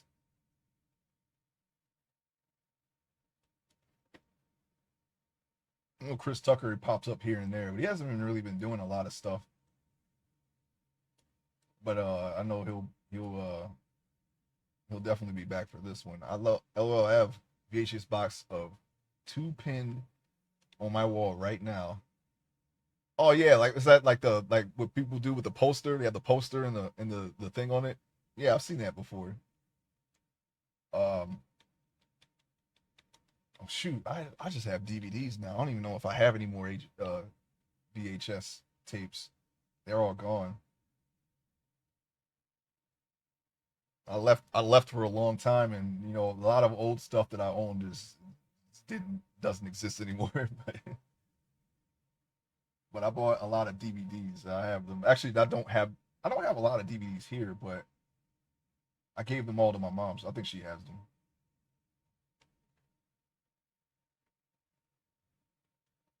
Drunken Master is one of Jackie's first few movies, and it's all in Chinese, but it's his best work. Yeah, I like Drunken Master.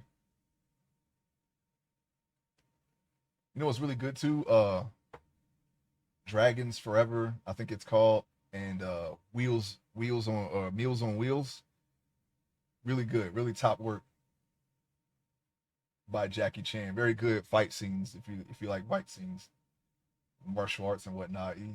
He's got a couple really great scenes with Benny the Dragon, and yeah, that's also a pretty good legend too. That guy Benny the Dragon, and Police Story. I had New Police Story. That was I think that was before 2010, but it wasn't connected to the old Police Stories. It was more like a soft reboot, I guess. That was pretty good. Is Police Story Super Cop? Yes, it's Super Cop is a it's kind of a it's in the same universe, but it's with Michelle Yeoh is Super Cop, but it's his character. He's in it, I think, but he's not the main character. Yeah, Super Cop. Wait, no, yeah, Super Cop is isn't that the Michelle Yeoh movie? Police Story Super Cop? Am I thinking of the same thing? No, Super Cop is she's in it. It's them together, right? Is that the one I'm thinking of? With Jackie Chan and Michelle Yeoh? I think that is Super Cop. Yes, yes, that's the same character. Yeah,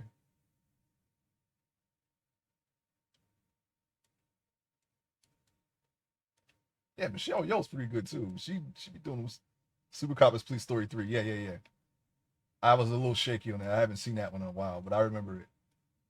'Cause that was when he had to go. When they wanted to see his martial arts skills at the academy, and he was fighting that one cop as a spar. He was sparring with that one cop in the beginning of the movie.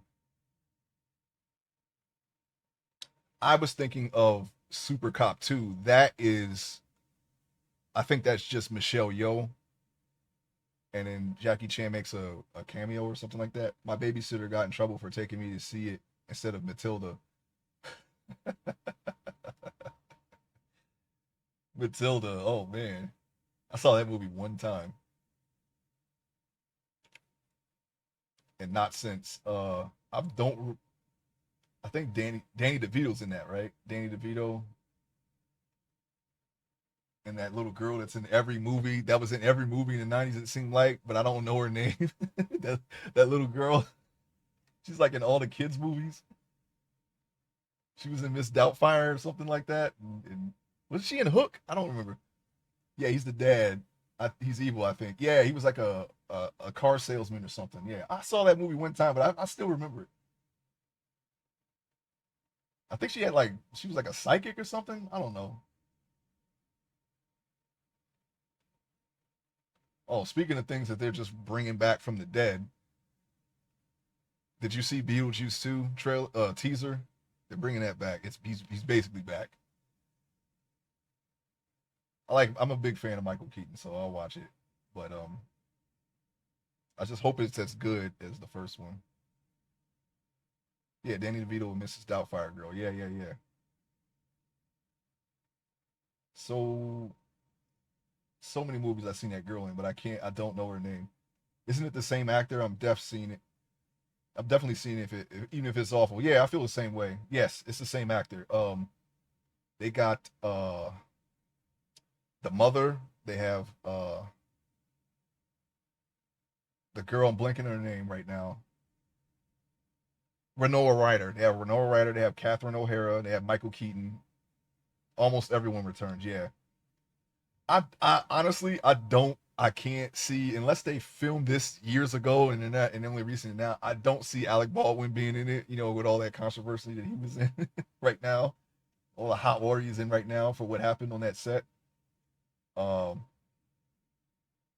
the guy who plays Lydia's dad was like a child porn enjoyer, and so he's not. I think he's been blackballed. And Otho, the portly guy with the loud suit that Beetlejuice put him in, he passed away, so he's not going to be in it. But I think everyone else is. Yeah, they just started this trial. Man, what a situation to be in. His arm's a little flat. I'm try to inflate this arm here. Okay, so we have the torso shaping. I'm just tweaking it here and there. Um, it borrows a lot from the play. There was a play? I didn't know that. There was a Beetlejuice 2 play, no less? Is that what you mean?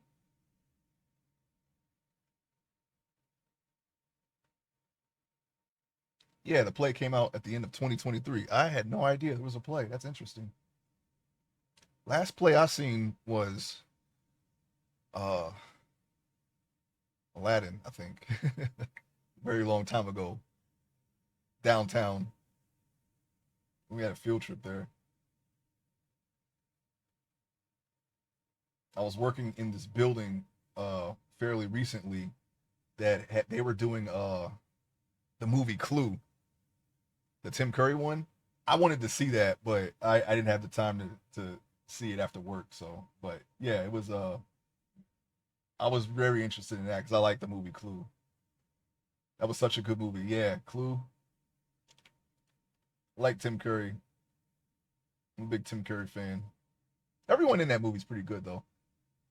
Yeah, a California rep got caught vaping and doing lewd acts at the Beetlejuice play. Like, why? Oh, oh, man, wow. So I guess that's what was this like Paul Rubens? It's a Paul Rubens situation here. Where they caught him in an adult theater. I mean, I guess I mean, it's kind of par for the course, right? Anybody who frequents those types of establishments, I mean, I'm sure that they're not just there to just take it all in, right?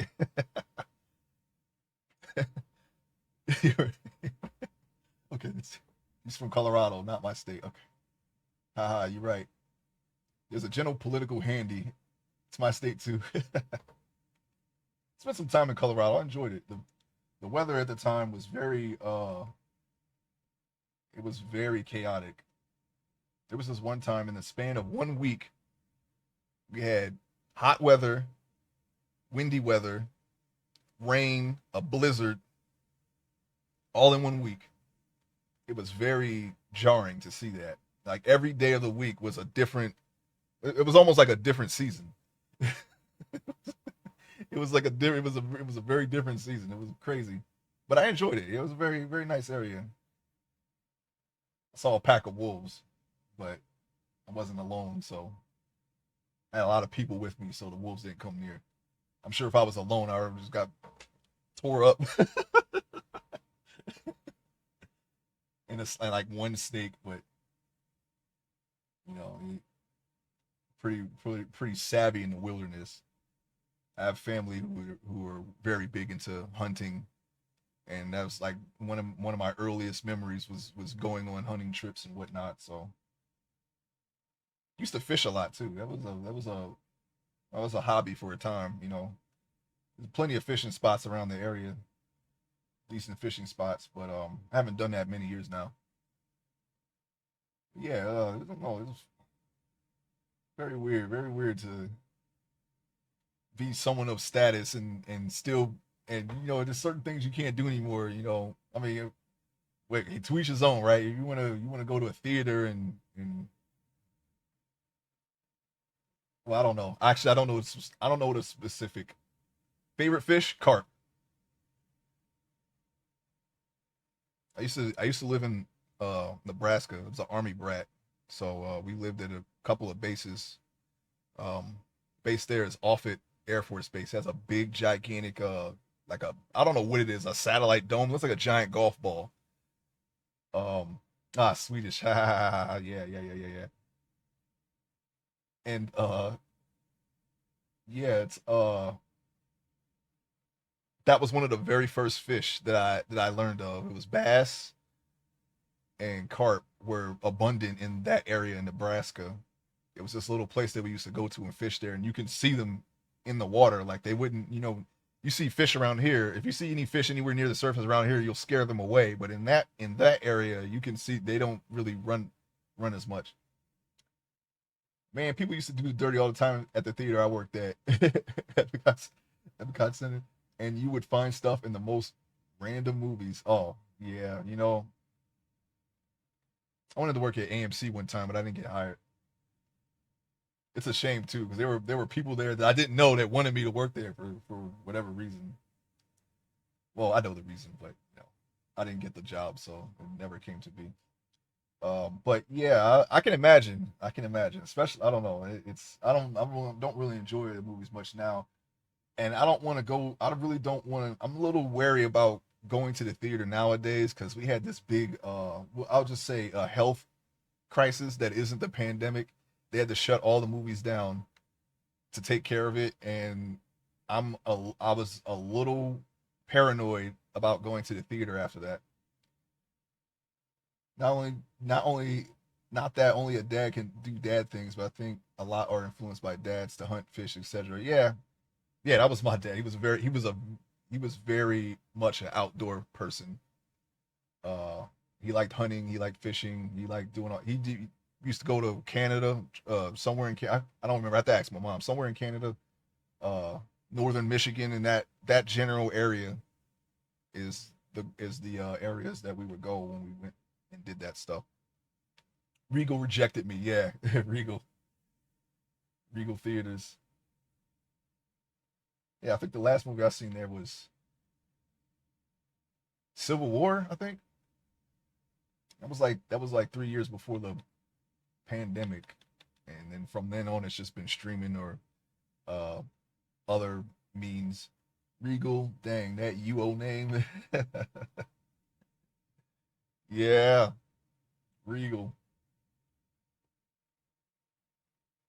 First time I went to Regal, I think I saw it was a Final Destination movie. Back when that was a popular series. You just go there, you see all the ways people freaking die or whatever, and be amazed, so to speak. Look and be amazed. Final Destination. I don't think they make those movies anymore, do they? I haven't been in the theater in like 10 years. Well, shoot. Nowadays, good because they ain't been really taking care of them. At least not around here anyway. So I mean, it was in the news. You have to go kind of far out to find something that's. And I hear this is like this all over too. It's not just here. There's a lot of rude people in the theaters now, and people bring their phones and they don't even care anymore. And I've heard people talk about this like in everywhere. Oh my god, those movies freak me out, and I got in so much trouble for watching it at a friend's house. Oh wow, yeah. I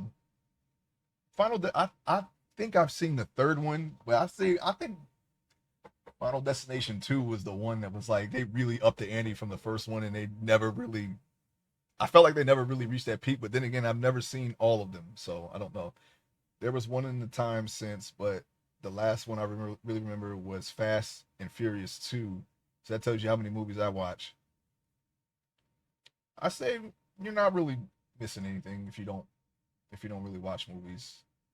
I I find some value in it because I'm creative person. It's very sometimes you know that it tickles that part of your brain. So for me, there's some merit in consuming media and other forms of art. I've never seen the Final Destination series, any of them. I do know the log scene, but that was catapulted into stardom. Still don't drive behind trucks carrying poles or logs or big thing. Yeah, that was in the beginning of the. Okay, I didn't. When you said that, I was like, log scene. That must have been in one of the ones that I didn't see. But no, that was Final Destination 2, and that was in the beginning of the movie. You just jarred my memory. I remember that now. Yeah, that was pretty brutal. It was like a multi-car pileup, and they set it up pretty good because you see all the things. Like it's like these people that are driving, and you see all the things in the scene that's about to go wrong. Like you see the belts like loose or whatever. You see someone's not paying attention, and it's like, oh shoot, you know what's gonna happen. They set it up pretty well, and then like a stack of dominoes, boom! It just all comes crashing down. I was on the LA freeway when a truck swerved and threw a ladder at our car. Oh wow! I hope nobody got hurt. Worst I've seen, um, two things actually. It was very windy. This was around here. I was on the main street between Midtown. Yeah, between mid that runs between Midtown, near the complex, and it was very windy, and this hubcap was spiraling down the street. I guess it came off of somebody's car, but the wind caught it, and it was like flying around against traffic. And I was riding with somebody. We were like, whoa, and it almost hit the car. It was like a little razor disc, like a predator just standing on the side of the road. He just threw it. But it missed us. And I don't know what happened to it after that. But and the second time I was being taken to an airport in someone's truck to come back here.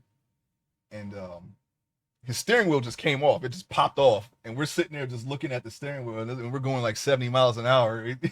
He has a steering wheel detached from the thing, and we're just like, oh. He was able to put it back on though, and it was cool. But that was a little alarming to say the least. He had a very old truck, but he got it fixed. Luckily, nothing happened. I've seen very few accidents. I've seen somebody they pulled out, in the middle of traffic and get sideswiped. You got to try to put it back and just steer from there. That's exactly what he did. Yeah, he remained calm.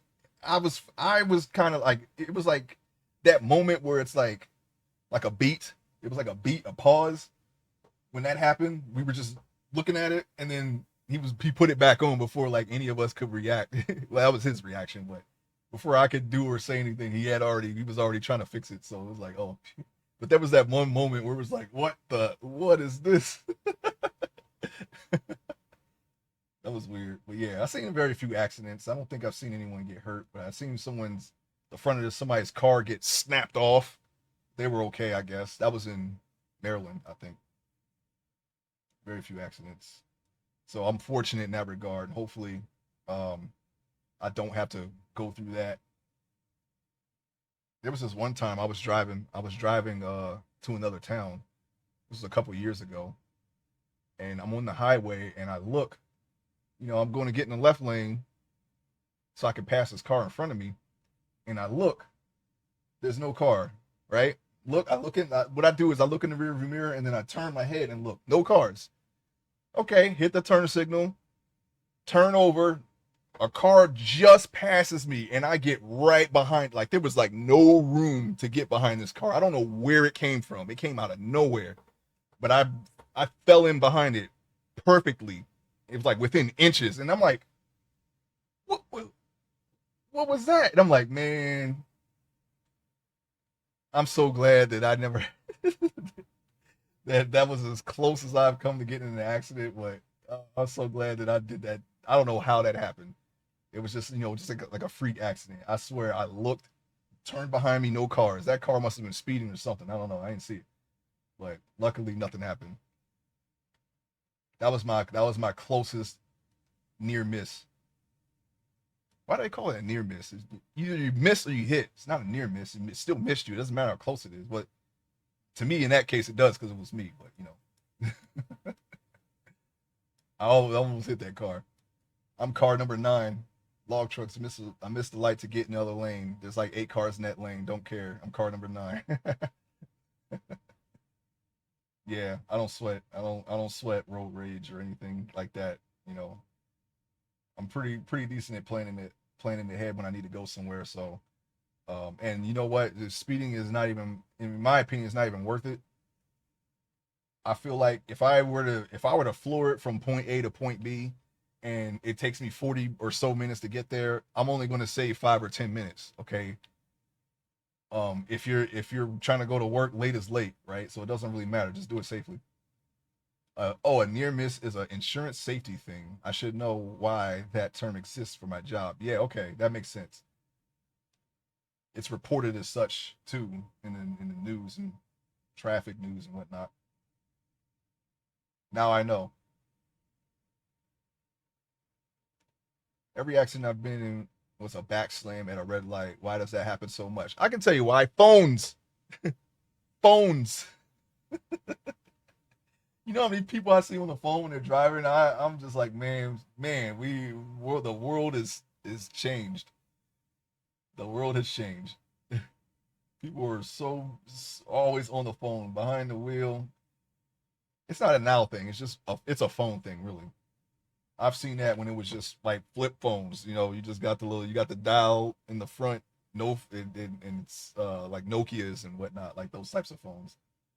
When I was still in school, it was already happening then. It just wasn't so prevalent because not everybody had a cell phone even in that time. But as time went on and smartphones became commonplace, now we got kids have freaking babies got them now.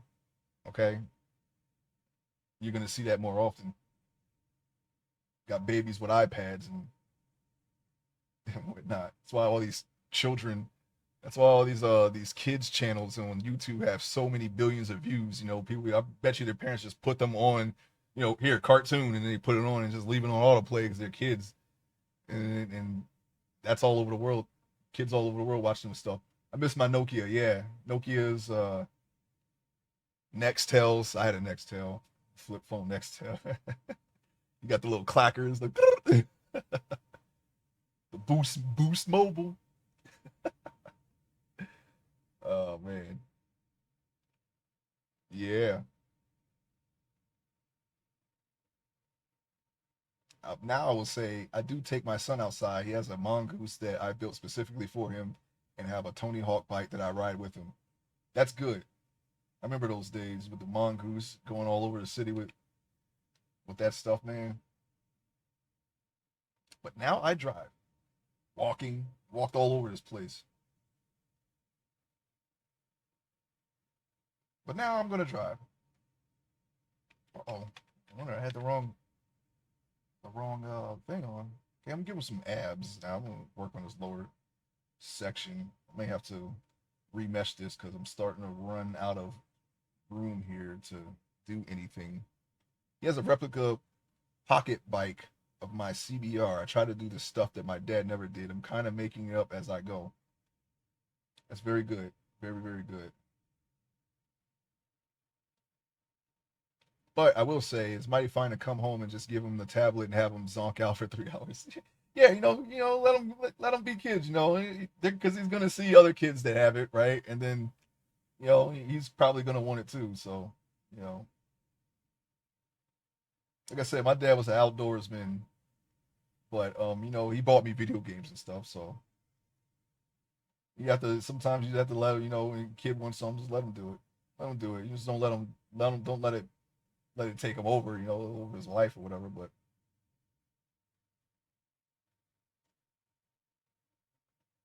take a break. I do intervene. I make him watch yucky education stuff. Haha, yucky. Oh man, yeah. I guess I'm just super different. I grew up on that stuff, reading Rainbow, Well, it was really my mom that got me into reading because she used to read to me, and then that kind of sparked my interest. And I think that helped with my art too. Looking at all the pictures. But I used to watch Mr. Wizard, Bob Ross, that Pappy Druid, science stuff too. Like I said, Mr. Wizard was science. There were other shows. I just can't. Yeah, Bill Nye. There you go. Thank you, Bill Nye, the science guy. Yeah, I like that stuff. Learning stuff that really I have an interest in doing that, learning about that books, and there was always incentives in my life anyway for me to keep doing it. I think in kindergarten they would give us these little, it was like this little thing called book it, right? What you do is you do good in school, you win the ticket, you win the book it ticket. You All you had to do was read books, and I had plenty of books. So I was like, okay, I'll read the book. I get a free personal pan pizza at Pizza Hut. They give you read the book, give it to the teacher. She'll give you the ticket, and you go to Pizza Hut, get a piece of personal pan pizza. That was an early incentive for me at school. But I was interested in it anyway. It's just like, nah, I get to read and get a pan pizza. Sign me up. Bill Nye was our B sauce. Yeah, yeah. The whole the very basic science projects. Um, I made one that was pretty decent in third grade. I didn't win though because it required a lot of maintenance. I made an electromagnetic motor. And I still know how to do it too. It's very simple. It was powered by a lantern battery. It had these two popsicle sticks on either end that had U's cut out in them, and then you put a stick on that with a propeller on it, and then you take a wire and wrap it around the stick, and then you take a small U magnet, your typical U magnet. You take these two pieces of metal, you put them on either polar side, and they curve around the stick, right? And for them being on the magnet, they get they get magnetized, and then you just run you run the power to where did you run the power to? It was like a little thing on the bottom of it that you run the power to give it power, and it would spin using the negative and the positive force. But the thing is, it would build up this residue on the wire, and if there was too much residue, the magnetic force wouldn't get through. So they sent the project ahead downtown because that's where they had the science fair at, and so it was there before me, and people were going by and pressing the switch. It was like a switch to an aircraft, um, like a jet or something, because that's what my dad did in the military. He worked on airplanes. He had this switch. You press the button and it would make the roller spin. And I guess from people walking by and pressing the button over and over again, the magnetic residue was built up so much that it stopped working. And by the time I got there, they had already judged it, so I got fifth place. But I would have easily got first place if I had just been there to keep maintaining it. It wasn't meant for continuous use, but that was my first and penultimate science project that I made. Personal pan pizza is just a long way of saying small to safeguard it. Yeah, small pizza. I didn't care. I get to get one of those and then go home and watch Darkwing Duck and eat it. That was all I cared about. I didn't care what size it was. And then I went from that to comic books, and then from that to like kids books and kids adapted novels. I had a kid adapted novel for Jurassic Park, but I highly recommend the Michael Crichton one if you're gonna if you're gonna read Jurassic Park. All I cared about was Street Fighter on the SNES. I had it for Genesis. I had Special Championship Edition, and the kids that lived around me, they had Super Street Fighter, so I was I was covered anyway.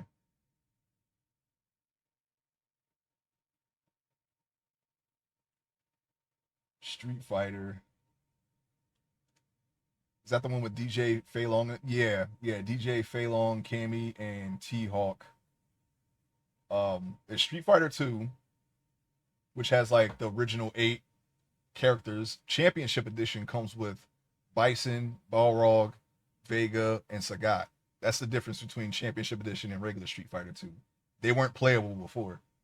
And then Super Street Fighter 2 were those characters that I just named. And then 2 Turbo just had more modes. I didn't play that one until like much later, but that's what it is. It's just more modes. And I think Akuma is in it too. Like you can unlock him or you can fight him if you got like if you played really well, you could he would come out and kill Bison, and you have to fight him instead. That's what that was. Oh man, Street Fighter. Yep. First time I played that was in the laundromat.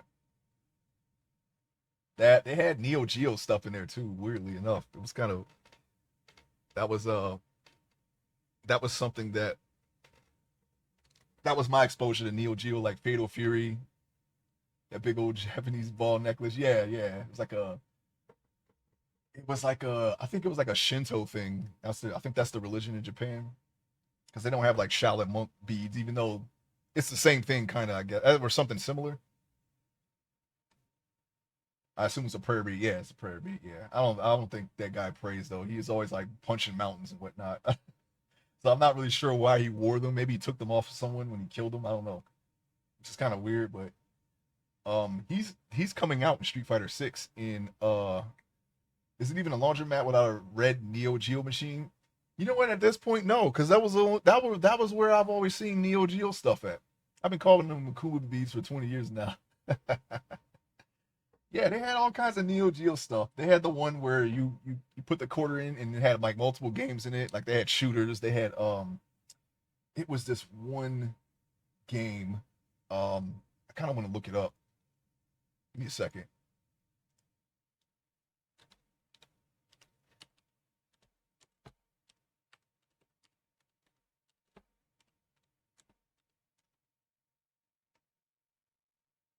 Fighter's History is what it was called. It was Fighter's History. It was some war game and some other games. Fighter's History is another Neo Geo fighter, and the one with Duck King. I think that might. I don't think that's the same one. That's either Fatal Fury or King of Fighters or one of them. But they also had like Fighter's History. That's a little different. But yeah, it's that was just where I saw them. I didn't really see them in the mall. The mall had other things like they had the Aliens versus Predator beat them up. They had Mortal Kombat at the mall. They had Street Fighter there too, of course. But it was more of like the more mainstream stuff. They had that Terminator 2 shooting game. I actually like that game.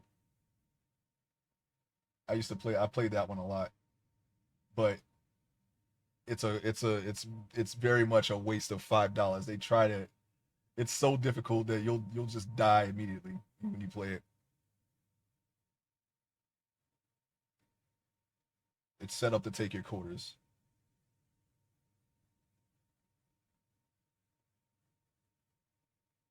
So yeah, that's pretty much what they had there. Yeah, he's coming. Kumina's coming out for Street Fighter 6. He's got white. They gave him white hair now, and he's they're gonna release him in like May, I think. Everyone's very excited for it. I might even play it myself. I've been trying out Guile recently. I went from I got DJ, Cammy, Zangief to Diamond, and then I'm trying out Guile now. I like the game, but I haven't really found a main, so I'm just trying everyone. And I think I'm getting the hang of it because I'm able to take them into Diamond at least. But I think if I want to go further than Diamond, I'm going to have to stick to one person for now.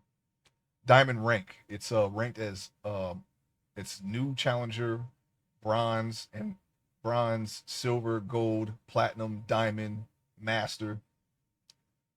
Yes. No, they have yeah, individual rank levels for each character you play. So if you got Dowsum to master and then you decided to switch to Chung Li, then Chung Li will be new challenger. They've been doing it that way now. Oh, that's cute for new challenger to be a rank. Yeah. It's new challenger. I think it's new challenger. I think rookie also new challenger rookie, and then iron. And then once you're in master, once you go into master, they won't you won't if you get beat for the rest of your life, you won't leave master. You're still a master. But it's like a scale now in master. Like you go by points, and then eventually you get a legend on top of your master rank. If you're like at the top, the very tip top. But I'm at diamond one, diamond with 1 star. That's where my skill level currently is. I think I'm diamond two with DJ. DJ is very strong in that game. He does a lot of damage.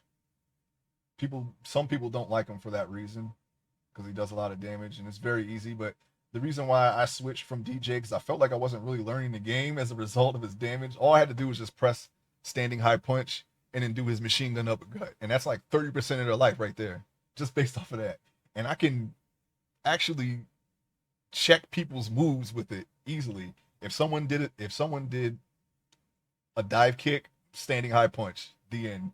If someone was close enough to me, I can standing high punch. If I hit him with standing high punch, I can immediately do machine gun uppercut and take a lot of their life and then keep doing that. And if I got any meter, I can just do a super along with that, and that's even more life. And of course, you got Zangief with all of his spinning pile drivers.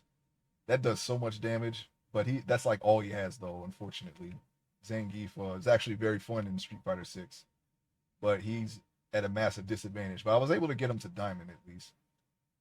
People were sort of afraid of Zangief because of all the damage he can do with his slams. I'm gonna work on that. How many shells are in each rank? Um, 5. So it's 5 stars. It's diamond one, two, three, 4, and 5, and then you go to the next rank once you pass. Yeah, and after and then like you said, master 5 LP, master 22 LP. Yeah, you start off at 1500. Mass MR. That's what they call it, MR. And you start off at 1500, and then you just go from there. At least I think you start off at 1500. I'm pretty sure you do. They give you a set number. Oh, Zangief would be better with the simplified controls. Yeah, it apparently his SPD is one button, but they balance it by if you do special moves with the modern controls, it takes less damage. I think it's like 80% damage, but it's instant.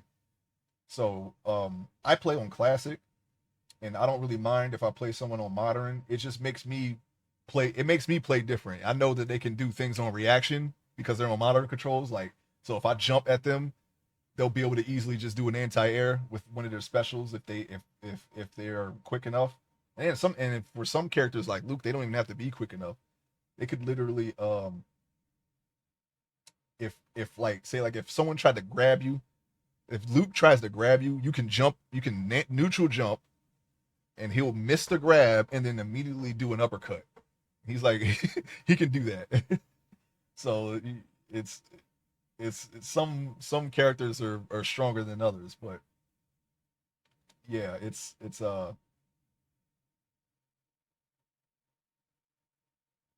with modern controls, uh all those any character can do that really with modern controls because they have the time to do it. It just takes a little bit less damage.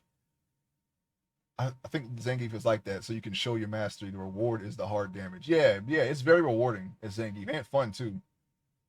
And playing other Zangiefs, they're like the nicest players ever. All the jerks are like Ken or whatever. Ken's very strong.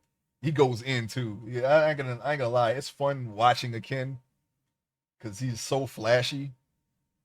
But boy, is he a strong character. Oh my goodness. Like that character alone, like if I would have just learned Ken, could easily be a master. But I like doing things that interest me. I don't want to do it just to win. It's not really. I want to learn the game, so that's what I do. I'm an OG Ken player. Hey, there's nothing wrong with that. Ken's great. I never have a problem with Ken. I used to play Ken in some of the older Street Fighters, but Ken is really strong in this. Like he just goes all the way. He has a run. He can run in and you can run in the middle of a combo. Like you can do your regular neutral and then run and then do like a kick. You could do a flame kick that goes over his head hit them, bounce them off the ground, side switch in the same combo, and then do your fire Shoryuken. It's so crazy. And then on top of that, you can do the Shin Shoryuken at the end if you want. It's like it's like most of your life is gone if you make too many mistakes against the Ken. But yeah, there are very few characters that dis. I think there's only one or two characters that I dislike in that entire game. Like fighting. I'm playing Guile now. His combos are hard, but they what you do is when you play a character, they give you 10 placement matches to determine where you're going to be in the rank. And even though I'm kind of like still learning Guile and his combos are very hard, they started me in Platinum 4. So that's where I've been. And slowly I'm like it's slowly like leveling out. Like I'm winning and losing some. So I think I dropped the star, then I got the star back, and I'm like kind of like moving back and forth between Platinum 3 and 4. But yeah, Guile's cool. You don't even have to play neutral Guile. You could just do his Sonic Booms because his Sonic Booms are extremely fast and nearly unreactable. But his combos are pretty decent though if you can do them. I'm still practicing. I haven't been playing it lately because I've been doing this, but with the stream and everything. But once my schedule like levels out a little bit, I'm going to I might even play some on stream one day. I don't know. I have to see. I have to see how I feel about it. Like I said, I'm not a pro or anything, but I do enjoy it. That's dope. They give you a placement test. I like that a lot. Yeah, there, and you will be placed with people.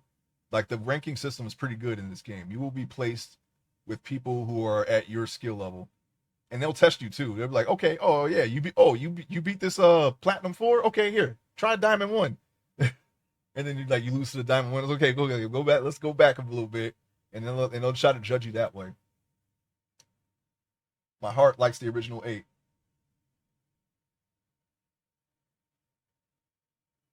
They're all in the game, I think. I don't think there's anyone they missed out of the original 8. Let's see. Ryu, Ken, E Honda, Chun Li, uh, Zangief, Blanca, and who am I missing? Zangief, Blanca, Dhalsim. Yeah, they're all in there. Go back to Gold 3. Yeah. Yeah, they're all in there. And Guile. Yeah, and Guile. Yeah, yeah, yeah. Yep, they're all in there. They got the original 8 in there, and the rest of them are characters from other Street Fighters, and they have a couple of new characters.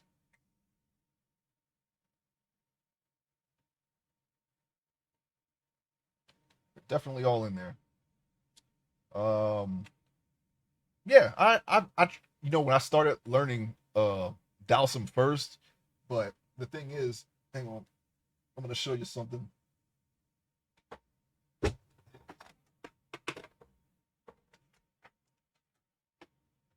I was using a standard Xbox controller when I first got the game. Can you hear me? Is everything okay? Because I feel like I just pulled something out. I had the standard Xbox controller. Okay. Yeah, I had the standard Xbox controller when I first got it. It's got the 4-button layout and the D-pad. The D-pad's not so great. And I use this with other games, so it's kind of like worn a little bit. But when I switch to this is a fighting game pad. It's got the 3 buttons. The buttons are extremely sensitive. Like I'm not even pressing them, but the move will go off. The move will go off just by just not even pressing it. Can you hear the clicking? And the D-pad is pretty good. I don't use the analog. I'm not about that life. I do make too many mistakes if I use the analog.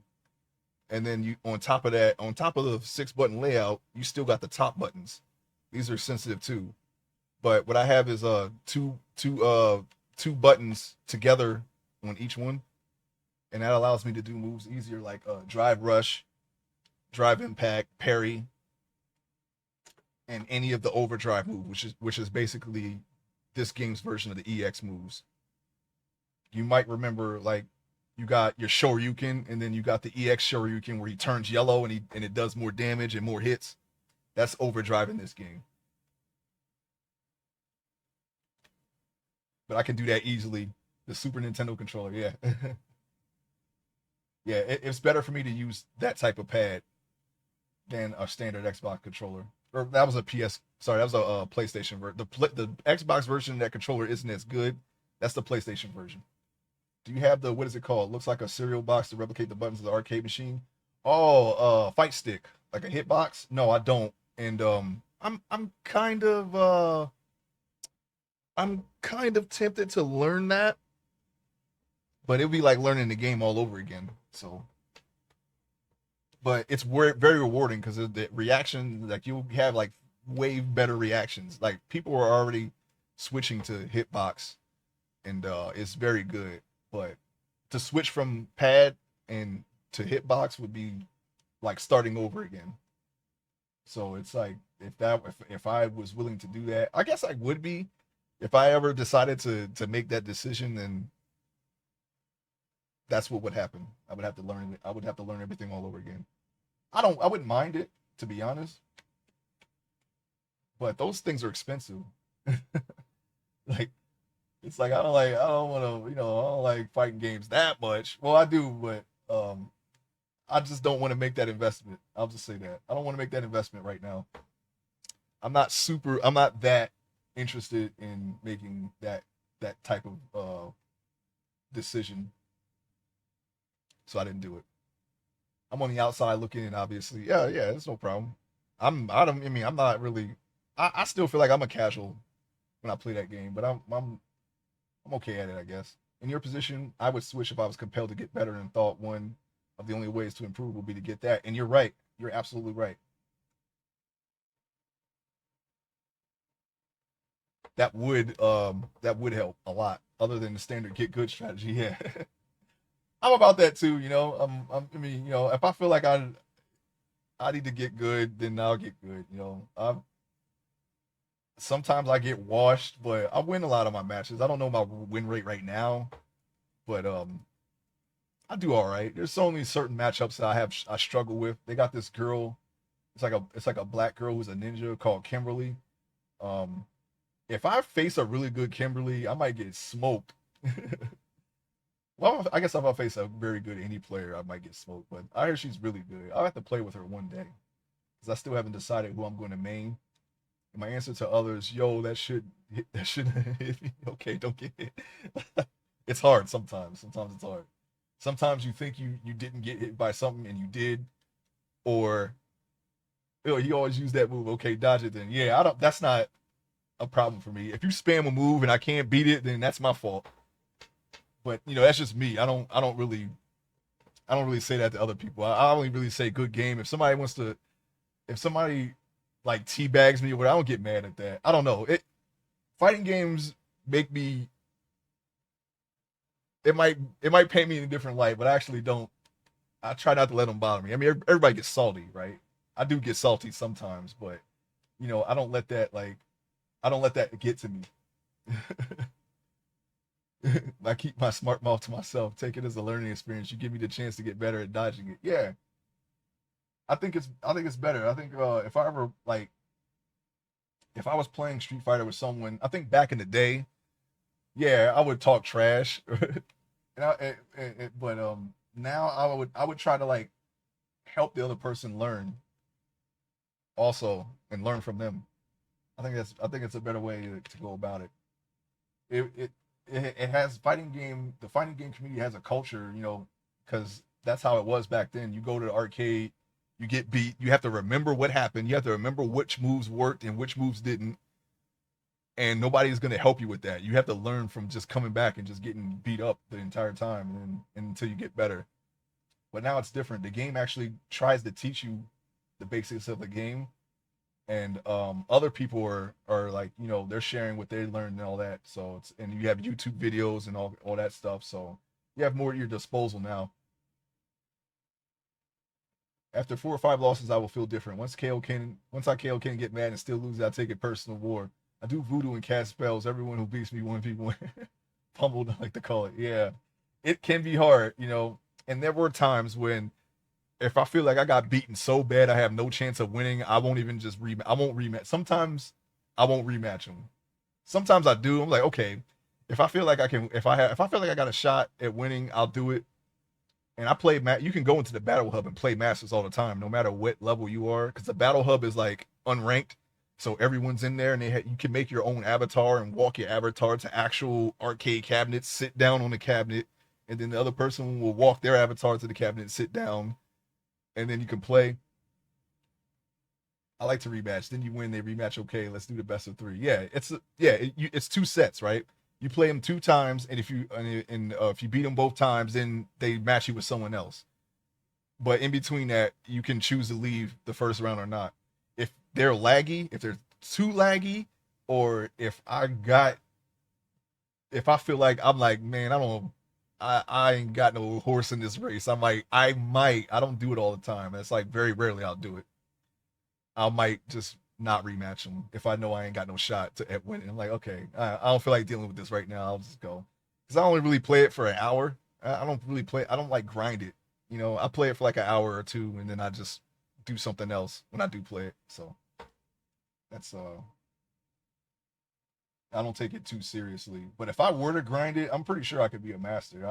I know how I understand how the game works, and I understand what I do wrong and what I do right, and my reactions are still pretty good. You know, even though I don't really play fighting games as much as I used to, I still can react to stuff. So I feel like I could do pretty well at it. You know, if I wanted to. I just don't care enough right now. I'm just playing and having fun. If I find a character that really like clicks with me, which is what I'm doing, that's why I'm like taking I had this idea to take everyone to Diamond and see and see like which of these characters should I main in total. Right now, my best chance of winning is DJ and Cammy if I want to win. I got them both in Diamond. I think DJ's a Diamond too. He does more damage, but Cammy is faster. So there's like a trade off there. Those are my two best characters right now. I got them both in Diamond. Zangief, Zangief is fun. I got him up there too, and now I'm gonna try to do Guile. But if a character really clicks to the point where I'm like, oh man, I got mad decent, then I'll probably just stick with that character for a while. I was on Xbox Online, my 360. I fought this Ken in Street Fighter 4. He had Japanese characters for a name. We got in a match, and he was just toying with me. I was playing around the first fights, and then after trying my hardest, I still lost. Yeah, uh, yeah. Some people do that. I don't know. They just when they feel like I noticed that with some people when they feel like okay, this guy he's got no chance of winning, they'll just start trying things just to see what will work. He was hopping around doing taunts and that black. Oh yeah, the I forget what that's called. It's an unblockable move. Yeah, yeah. Some people do that.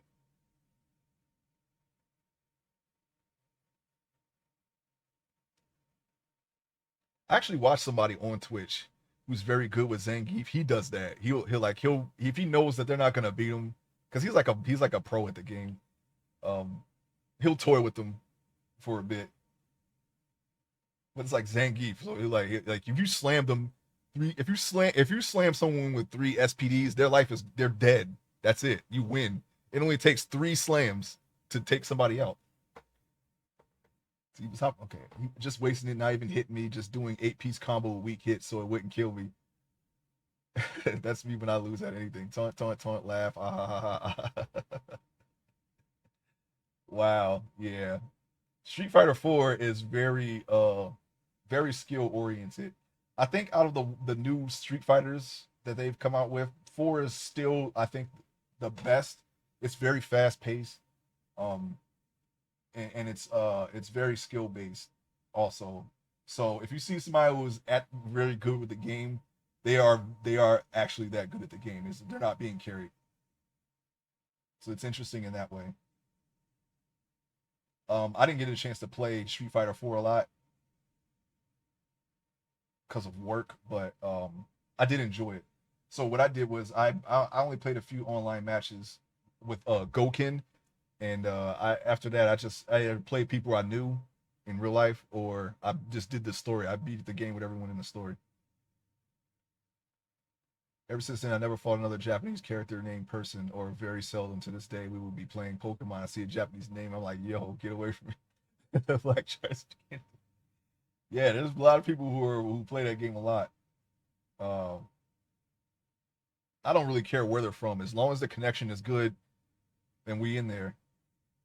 I'll run the set, as they say. I'll run the set with them. And if I feel like I have a shot at winning or learning something, then I'll do it. If people are playing like a jerk and just relying on gimmicks, like you'll have Hondas who will just headbutt over and over and butt slam because it's so fast and there's so little time to react that it beats most people. So a lot of people, what they do is they play with Honda, right? And they play with Honda and then just do that all the way to master and it'll work. But once they get the master, then they'll get a reality check and they actually have to learn how to play the game. But most of the time, that stuff doesn't really work on me. And if I see them try to do a headbutt, I'll just parry it.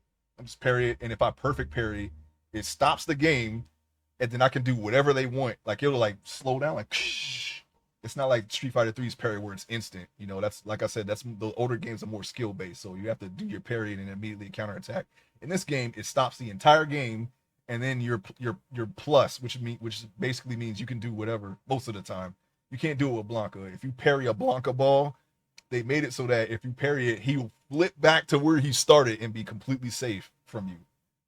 Most of the time, some characters can actually hit him with their drive impact, but yeah, with Honda though, if you parry his headbutt, he's right in front of you, so you can grab him. You can do your max damage combo, whatever. You can parry the butt slam. What they'll do is they'll try to EX butt slam and then mash the hands so that they'll always like be able to hit you. That none of that works on me unless they're really really good and they can manage to do it. So if I beat a Honda that's just using gimmicks, they won't even rematch me most of the time because they know that's all they're there for. They're just there to beat people with the gimmicks and not really learn how to play the game. Some Blancas do that too, or you have like Chung Lee's who they just keep pressing buttons no matter what because she has very good buttons, and they'll just throw things out there and hope they'll catch you. Dowsum does the same thing, but he's on the other side of the stage. But the only thing is he has little health and he has a very large hurt box. So it cut out. I'm sorry. I don't know what's good. I don't know why it's doing that. I wish I could hear Mama while I stream. This is way better than the dashboard. Yeah. Um. Okay. All right. Well, I tell you what. It's already noon, so I'm gonna take that as a sign. Um. So I guess it ended at the right time here. Yeah, I don't know. I've been noticing people's streams cut out. I guess that's just Twitch being Twitch. So I'm gonna call it right here. I'm working on the torso. I'm not gonna show. I'm not. Yeah, I know. I'm not gonna show the because I gotta craft his buttocks and whatnot. So I don't want it that zoomed in on the screen. I don't want Twitch to get angry. I don't know. Really, I'm still a little cautious about the rules. So I'm gonna do that off stream. I'm not going to stream tomorrow. I got some errands to run, and I'm gonna be busy tomorrow. So I'm going to be back on Friday. Okay. Got to do that on stream. Give the people what they want. Is that allowed? If it's allowed, I'll do it. I'll double check the rules. I don't know. Oh, okay. Well, uh, I'm only going to stop at the torso. I'm not going to go any further than I have to. Say it's tight pants. Yeah, I guess I'll see. I might risk it, but yeah, I'm going to be back on Friday. Um, I put the schedule on my channel. It's going to start at 9, but my goal is to start sooner than that, maybe like an hour and a half sooner. But I put 9 because right now that's the average. Usually I've been coming on at 9:30 a.m. every day so far. So I just put that as my schedule, but expect me sooner if you are available. Then just stop by. I'm going to be drawing still or sculpting. Um, but yes, thank you for coming by. Thank you everybody. I appreciate you coming by the stream and chatting with me and watching me fumble about. I will be back on Friday. I'm not going to do it tomorrow. So I will see you then. Take care. I hope you have a great day. I hope you have a great rest of your week. And I will see you on Friday. All right. Peace.